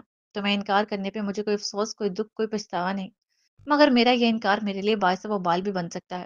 یہ مجھے اندازہ نہیں تھا۔ ابھی تو میرا بدلہ باقی ہے۔ نہ جانے اب تم کون سی گھٹیا چال چلنے والی ہو، مگر میں بھی جواباً خاموش نہیں بیٹھوں گا اگر میری بیوی پہ ایک حرف بھی آیا تو۔ وہ تنفر سے بولی اور گود میں پڑا موبائل نکال کر ٹویٹر چیک کیا۔ وہ ٹویٹ اب غائب تھی۔ آخر کیا چاہتی تھی یہ لڑکی؟ جب ڈیلیٹ ہی کرنا تھا تو پھر ٹویٹ کیا ہی کیوں؟ کیا یہ ٹویٹ ایک طرح کی دھمکی تھی؟ ہاں شاید، مگر انہوں نے شکر ہی کیا، کیونکہ ابھی تک دو چار لوگ ان سے رابطہ کر کے انہیں اس ٹویٹ کے متعلق بتا چکے تھے، اور ساتھ ہی ڈھکے چھپے لفظوں میں پوچھ چکے تھے کہ کیا واقعی ایزل اعجاز کی بیٹی ہے اور اعجاز اس رشتے سے ناخوش ہے؟ کیا انہوں نے پسند کی شادی کی ہے گھر والوں کی مرضی کے خلاف، وغیرہ وغیرہ۔ اور جو اس پارٹی میں موجود تھے ان کے سوالات مختلف تھے۔ انہوں نے شکر کیا کہ ٹویٹ ڈیلیٹ ہونے کے بعد کم از کم لوگوں کی کالز اور میسیجز کا سلسلہ تو رکا۔ اسی لیے وہ اسٹڈی میں چلے آئے تھے کہ لوگ انہیں ڈسٹرب کر رہے تھے اور موبائل چپ ہی نہیں ہو رہا تھا۔ بھلے ہی ٹویٹ ڈیلیٹ کر دی گئی تھی، مگر جو جو دیکھ چکے تھے ان کے ذریعے بات پھیل بھی تو سکتی تھی۔ خیر، اس بات کی انہیں اتنی پرواہ نہ تھی۔ اصل فکر تو مایا کے یہ الفاظ تھے کہ ابھی تو میرا بدلہ باقی ہے۔ آگا، آپ ابھی تک یہاں بیٹھے ہیں؟ رات کے 12 بج رہے تھے اور وہ ابھی تک کمرے میں نہیں آئے تھے، اسی لیے ایزل ہی اسٹڈی میں چلی آئی۔ اس نے انہیں پکارا تو وہ جو آنکھیں موندے کرسی کی پشت سے ٹیک لگائے ہوئے تھے چونک کر سیدھے ہوئے۔ کیا ہوا؟ انہوں نے غائب دماغی سے ایزل سے پوچھا۔ میں کب سے آپ کا کمرے میں انتظار کر رہی تھی۔ 12 بج رہے ہیں مگر آپ ابھی تک یہیں بیٹھے ہیں۔ اس نے وقت کی بات کی تو انہوں نے چھمبے سے اسٹڈی کے وال کلاک کو دیکھا، جہاں 12 نہیں بلکہ اس سے بھی اوپر کا وقت ہو رہا تھا۔ سوری، دھیان ہی نہیں رہا، شاید میری آنکھ لگ گئی تھی، انہوں نے جھوٹ بولا۔ کیا بات ہے آقا، آپ کچھ ڈسٹرب لگ رہے ہیں؟ ایزل نے آپ کی فکر مندی سے ان کے چہرے کی طرف دیکھا جہاں کافی الجھنیں تھی۔ ڈسٹرب نہیں، بس تھک گیا ہوں، کب سے کام میں جتا ہوا تھا، پھر تھک کر بیٹھا تو پتہ ہی نہیں چلا کب آنکھ لگ گئی۔ ایک بار پھر جھوٹ سے مطمئن کیا گیا، یعنی میں نے آپ کی نیند خراب کر دی۔ ایزل کو افسوس ہوا۔ اچھا کیا، ورنہ یہاں بیٹھے بیٹھے میری گردن بلکہ پورا جسم اکڑ جاتا۔ وہ مسکرا کر بولے، سوری آقا، مگر ایزل کو ان کی نیند خراب کر کے برا لگا تھا۔ سوری کس لیے میری جان؟ ان کی مسکراہٹ برقرار تھی۔ کیونکہ آپ کب سے کام کر رہے تھے، جب تھک کے سوئے تو میں نے آپ کی نیند خراب کر کے آپ کی تھکاوٹ مزید بڑھا دی شاید۔ وہ سر جھکائے شرمندہ سی بولی۔ ایزل، انہوں نے مسکرا کر اسے دیکھا اور پکارا، یہاں آؤ میرے پاس۔ انہوں نے بہت دھیرے سے کہتے ہوئے اس کی کلائی پکڑ کے اسے اپنے پاس کرتے ہوئے بیٹھنے کا اشارہ کیا تو وہ خاموشی سے ان کی گود میں بیٹھ گئی۔ کیا کوئی ایسی چیز ہے جو میرے لیے تم سے بڑھ کر ہو؟ انہوں نے اس کی کمر کے گرد بازو حائل کرتے ہوئے پوچھا تو وہ نفے میں سر کو جنبش دے گی۔ تو پھر نیند کس کھاتے میں آتی ہے؟ پوچھا گیا۔ مگر مجھے خیال کرنا چاہیے تھا، آپ بھی تو کتنا خیال کرتے ہیں میری نیند کا۔ وہ ہنوز وہی تاثرات لیے ہوئے تھی۔ خیال ہی تو کیا ہے میرا، دیکھو تو اتنی ٹھنڈ ہے اور میں یہاں بنا گرم بستر کے اکڑو سو رہا تھا۔ تم نہ جگاتی تو صبح تک میں ٹھنڈا پڑ چکا ہوتا یا پھر بخار سے گرم۔ وہ اس کی بلا وجہ کی شرمندگی ختم کرنا چاہتے تھے۔ آپ کو ٹھنڈ لگ رہی ہے؟ آپ روم میں چلے میرے ساتھ، چلے اٹھے۔ وہ جلدی سے اٹھے اور انہیں بھی اپنے ساتھ اٹھانا چاہا، مگر انہوں نے پھر سے ایزل کی کلائی پکڑ کے اسے اپنی گود میں بٹھا لیا۔ ایک بار پھر سے اس کی کمر پہ آقا فارس کے ہاتھوں کا لمس ٹھہر گیا۔ تمہارے ہوتے ہوئے کیسی ٹھنڈ ایسو، تم جب پاس ہوتی ہو تو جذبات بھڑک اٹھتے ہیں اور پھر میرا وجود تپنے لگتا ہے۔ وہ ایزل کی کمر کو ہولے ہولے اپنی انگلیوں سے سہلاتے بولے، 5 منٹ، زیادہ سے زیادہ صرف 5 منٹ گزرتے ہیں آپ کو، اور پھر آپ اتر آتے ہیں ایسی زومانی باتوں پہ۔ وہ انہیں گھورتی بولی، مگر ساتھ شرمیلی مسکراہٹ بھی تھی۔ اور وہ ساری باتیں بالکل سچی ہوتی ہیں، جھوٹ کب بولتا ہوں تم سے؟ وہ اس کی بڑی بڑی بلیوں سی آنکھوں میں دیکھتے ہوئے بولے، جھوٹ نہیں بولتے تو پھر آپ سے ایک بات پوچھوں؟ اس نے اجازت طلب کی۔ میری جان، آپ کا جو دل چاہتا ہے پوچھ لیا کرو، آپ کو اجازت کی ضرورت نہیں۔ وہ آپ کے ایک ہاتھ سے اس کے چہرے کی طرف جھولتی لٹوں کو کانوں کے پیچھے رستے بولے، آپ مجھ سے کتنا پیار کرتے ہیں آگا؟ اس نے پوچھا بھی تو کیا، اور نامعلوم کیوں؟ اس کے سوال پہ وہ مدھم سے مسکرائے اور پھر اس کی آنکھوں میں دیکھتے بولنا شروع ہوئے، میرے پیار کو ماپنے کا اگر کوئی پیمانہ ہوتا تو ضرور بتا دیتا کہ میں تم سے کتنا پیار کرتا ہوں، مگر ایسا کوئی پیمانہ بنا ہی نہیں جو یہ بتا سکے کہ ایزل کے لیے فارس کی محبت کی انتہا کہاں تک ہے۔ اس پیار کی کوئی انتہا نہیں، کیونکہ میرا پیار میری ایزل کے لیے بے انتہا ہے اور ہمیشہ بے انتہا ہی رہے گا۔ मैं तुम्हें इतनी मोहब्बत दूंगा एजल कि तुम हर दर्द, हर कमी, हर गम भूल जाओगी। इतनी मोहब्बत के भले मैं रहूं ना रहूं, मगर मेरा प्यार तुम्हारे अंदर आगा। वो तड़प कर उनके लबों पे हाथ रख गए। खुदारा ऐसा तो मत बोले। आप भले मुझे मोहब्बत मत दें, मगर हमेशा मेरे साथ रहें। मेरे लिए यही काफी है।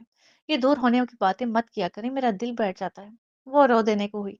अरे पगली, तुम्हें प्यार किए बगैर जिंदा रह सकता हूँ भला? वो उसकी सर पर शपथ लगाते बोले। आपका प्यार तो मेरी रूह की गज़ा है आगा। जिस तरह जिस्म को रोज़ गज़ा दरकार होती है, इसी तरह मेरी रूह को भी रोज़ आपके प्यार की तलब रहती है। और वो तलब पूरी ना हो तो ये रूह बेचैन होने लगती है। वो इनकी शर्ट के बटनों से छेड़छाड़ करती, किसी ट्रांस किसी कैफियत में बोली। इस तरह तो रोज़ मुझे भी ये गज़ा दरकार होती है। तो फिर क्या ख़्याल है मिसेज़? आज कुछ गज़ा एक दूसरे को दे न दी जाए। कुछ से ज़्यादा भी हो जाए तो मसला नहीं। क्या कहती हो? मैं शुरू करूँ या आप करेंगी? वो उसे दोनों हाथों से कमर की तरफ से थामे एक आंख दबाकर बोले, आप भी ना आगा। वो शर्मा कर उनके सीने में मुंह छुपा गई, जिसे छेड़छाड़ करने के दौरान वो शर्ट से कुछ आजादी फराहम कर चुकी थी। तो यानी मुझे ही शुरू करना पड़ेगा। उसकी शर्म को देखते हुए वो बोले, क्या ख्याल है? अपने रूम में न चले जाएं? वो गला खंखाने के बाद शरीरपन से बोले तो उनके सीने में दुबकी वो चिल्लाई, आगा। हा हा हा, तुम तो अभी से बेहाल होने लगी जाने मन। रिलैक्स हो जाओ, कुछ नहीं कर रहा मैं। वो उसकी हालत का मजा लेते हंसते हुए बोले, बहुत बुरे हैं आप। वो उनके सीने से सर उठाकर मुंह बसोरती बोली, बुरा क्यों? क्या मैं प्यार नहीं कर रहा इसलिए? वो बाज न आया। उफ, आप मुझे तंग कर रहे हैं इसलिए। वो मुंह बिगाड़ती उठने को ही, मगर उन्होंने उसकी तरफ अपनी गिरफ्त मजबूत कर डाली। बहुत मुश्किलों से दस्तरस में आई हो। बहुत मुश्किलों से दस्तरस में आई हो तुम।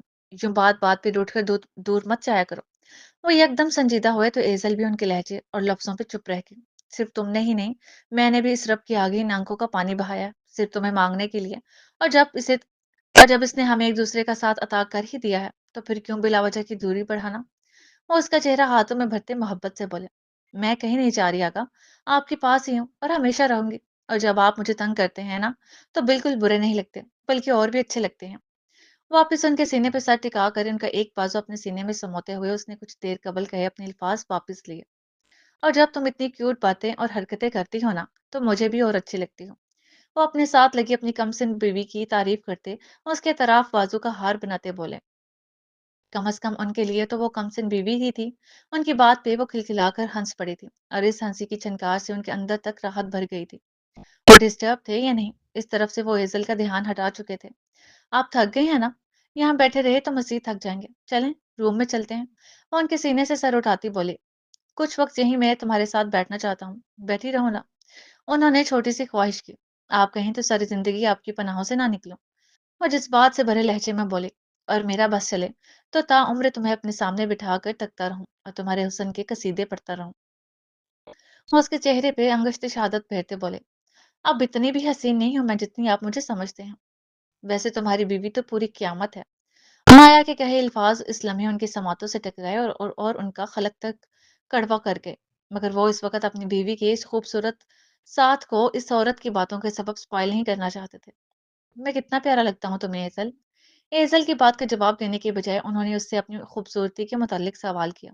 जान से भी प्यारे, कोई इस दुनिया का सारा हुस्न भी मेरे सामने ले आए तो मैं उससे नजरें फेर कर आपको देखूंगी, क्योंकि मेरी दुनिया तो बस आप हैं, और ये दुनिया बेहद हसीन है। एजल के जवाब उसका एक एक लफ्ज आगा फारिस के अंदर सुकून का समंदर बनकर उतरा। लब दिल फरेबी से मुस्कुरा उठे, हालांकि मैं इतना प्यारा नहीं जितना तुम मुझे समझती हो। उन्होंने भी एजल वाली बात की, कोई मुझसे पूछे कि आप कितने प्यारे हैं, जो मेरे प्यार की नजर है वो किसी और के पास कहाँ। वो उनके चेहरे से लाड करती बोली, इसी तरह मुझे भी तुम बेहद हसीन लगती हो, दुनिया की हर खूबसूरती से बढ़कर हसीन, क्योंकि जो मेरे प्यार की नजर है वो किसी और के पास कहाँ। उन्होंने हेजल का जवाब उसे लौटाया तो हेजल समझ गई कि इसीलिए वो उससे पूछ रहे थे कि मैं क्यों तुम्हें इतना हसीन लगता हूँ, जबकि मैं इतना हूं नहीं। ये दुनिया उसके नज़ारे कितने ही हसीन सही, मगर जानती हो हेजल, इंसान से बढ़कर खूबसूरत कोई नहीं, खासकर उस इंसान से बढ़कर जिससे मोहब्बत हो जाए, क्योंकि मोहब्बत जैसे जज्बे से बढ़कर भी खूबसूरत शय कोई नहीं। और हेजल ने उनकी बातों से भरपूर इत्तेफाक किया। जैसे ये बंदा खूबसूरत था, वैसे ही उसकी बातें भी। आगा, मैं आपके लिए क्या हूँ? उनकी शर्ट जो छेड़छाड़ के दौरान वो कब की सीने तक खोल चुकी थी, अब फिर से बटनों के साथ खेलने लगी। तुम तुम मेरा सुकून हो एज़ल। ये कहते हुए उन्होंने एज़ल को अपने आप में भींच लिया और उस सुकून को बर्बाद करने की मैं किसी को इजाज़त नहीं देता। वो बोले तो एज़ल को न जाने क्यों लगा जैसे उनका लहज़ा तल्ख़ हुआ था। वो नहीं जानती थी कि क्यों, मगर आगा फ़ारिस जानते थे कि क्यों। अपने सीने को ठंडक पहुँचाती एज़ल के बालों को मुलायमत से सहलाने लगे और आँखें मौंद कर कुर्सी की पुट से सर टिका गए। आगा, एज़ल ने धीरे से पुकारा। जी आगा का सुकून। वो आंखें मूंदे ही बोले, कुछ नहीं। मुझे पूछना चाहती थी कि ऐसा लहजा क्यों, मगर ये सोचकर झटक गई कि कोई उनका सुकून बर्बाद करे, इस सोच से उन्हें गुस्सा ही आएगा। कुछ तो है, वो मुतमईन ना हुए। नहीं, वो बस वो सोचने को रुकी। मैं क्या? उन्होंने बगौर उसकी आंखों में देखते हुए पूछा। आंखें बंद करें फिर बताऊंगी। अजीब फरमाइश। ऐसा क्या है जो कानों के बजाय बंद आंखों से सुना जाता है? खैर, कर ली, अब बताओ। उन्होंने बोलने के बाद आंखें मूंद ली, मगर चंद लम्हे गुजरे तब भी वो कुछ ना बोली। तो उन्होंने आंखें खोलना चाही, मगर अभी खोलने को ही थे जब लबों के करीब एजल के लबों का भीगा लम्स पाकर उन्हें गोया करंट छू गया। वो जो कुछ सुनने के मुंतजिर थे, उसके लम्स पे करंट खाकर आंखें खोल गए। एजल, उन्होंने खुशगवार हैरत से उसे पुकारा, क्योंकि वो ऐसी अनायत शाज़ो नादर ही करती थी। अगर कुछ रोज करती थी तो वो था शर्माना। ऐसे क्या देख रहे हैं आप? क्या मैं अपने शौहर को किस भी नहीं कर सकती? उनकी खुशी भरी हैरत पे वो न रूठेपन से बोली, मगर लबों पे मुस्कान मचल रही थी। जाने मन तुम किस तो क्या, जो चाहे करो, तुम्हें पूरी इजाजत है, मगर ये एकदम से खैरियत है ना? उन्होंने शौक निगाहों से उसे देखते हुए पूछा। बस एकदम से आप पे ढेर सारा प्यार आ गया। उनके गले में बाहें डालती नजरें शर्म से झुकाकर बोली। हाय, वो तो निसार हुए। वैसा ही ढेर सारा प्यार अब मुझे भी आने लगा है। क्या करूं? कर लूं या कंट्रोल करूं? वो मानी हिजे से इजाजत तलब करते बोले। कंट्रोल करें। वो झट से बोली। क्यों? तुम्हें डर है कि फिर तुम्हारे जज्बात आउट ऑफ कंट्रोल हो जाएंगे? वो उसके पेट पे चुटकी भरते बोले। उफ आगा। वो चुटकी के बजाय उनकी बात पे उफ करती बोली। वैसे ये ज्यादती है असल। वो एकदम संजीदा हुए। क्या? क्या किया है मैंने? कौन सी ज्यादती की है आपके साथ? वो उनके संजीदा होने पे सहमी। मेरे नहीं, अपने साथ। प्यासे होने के बावजूद कुएं के पास से बिना पानी पिए गुजर जाना अपने साथ ज्यादती ही हुई ना। और फिर से डबल मीनिंग बात बोले जो उसके सर पर से गुजर गई। मैं समझी नहीं। वो माथे पे ना समझी के बल लिए बोली। फूल के पास आकर कांटों को अपने लम्ब से कौन भिगोता है भला? अब केजल को ज्यादा वक्त न लगा समझने में। वो अपने लबों को फूल और बियर्ड को कांटों से तशबीह दे रहे थे। वो जो सातों पे उतरते हुए भी उनके लबों को छू नहीं पाती थी। जगाल पे किस कर देती या लबों के पास। आगा, आप भी ना। बात समझ में आई तो शर्म भी आड़े आई। शर्मा कर हमेशा वो यही कहती थी। आगा, आप भी ना। फूल तो ठीक है, मगर इन्हें तो कांटे मत बोले। शर्म कम हुई तो उसने उनकी बात की तस्दीक की। तो फिर ये क्या है? उन्होंने दिलचस्पी से पूछा। ये फूलों के आसपास बिखरी नन्ही कलियां हैं, जिन्हें आप कभी फूल नहीं बनने देते, हमेशा बनने से कबल ही काट देते हैं। वो उनकी बियर्ड के नन्हे बालों की बात कर रही थी, क्योंकि वो भी हैवी बियर्ड नहीं रखते थे। एक फूल काफी है ना, तुम बस इसी पे तवज्जो दो। उन्होंने उसकी तवज्जो अपने लबों की जानिब करवाना चाहिए। रूम में चले आगा, वो एकदम से बोली। अहम अहम। क्यों? तुम यहाँ इस पुल पे नजरें गर्म करने के लिए रिलैक्स नहीं हो क्या? उन्होंने अपनी मुस्कुराहट दबाते हुए पूछा। वो होगा, मैं सोने के लिए कह रही थी। वो झिम गई। अब भला कौन कम वक्त सोएगा जब तक इस फूल को मेरे फूल की तवज्जो नहीं मिल जाती। वो एजल की कमर में हाथ डाले उसे एक झटके से अपने करीब कर गए कि उसका चेहरा उनके चेहरे से टकरा गया। 10 मिनट हैं तुम्हारे पास तवज्जो के। ये वेस्ट किए तो फिर मैं तवज्जो के लिए पूरी रात लूंगा। वो दूसरा हाथ उसके बालों में फंसाए बोले तो एजल अपनी बेतरतीब होती धड़कनों और सांसों के साथ इस फूल को तवज्जो देने की खातिर जरा सा झुक गई, क्योंकि जानती थी कि आफियत इसी में है कि 10 मिनट तवज्जो दे दे, वरना वो तवज्जो में पूरी रात लेंगे। और इतना वक्त वो उनकी शिद्दतें बर्दाश्त नहीं कर सकती थी, नहीं सह सकती थी। जारी है।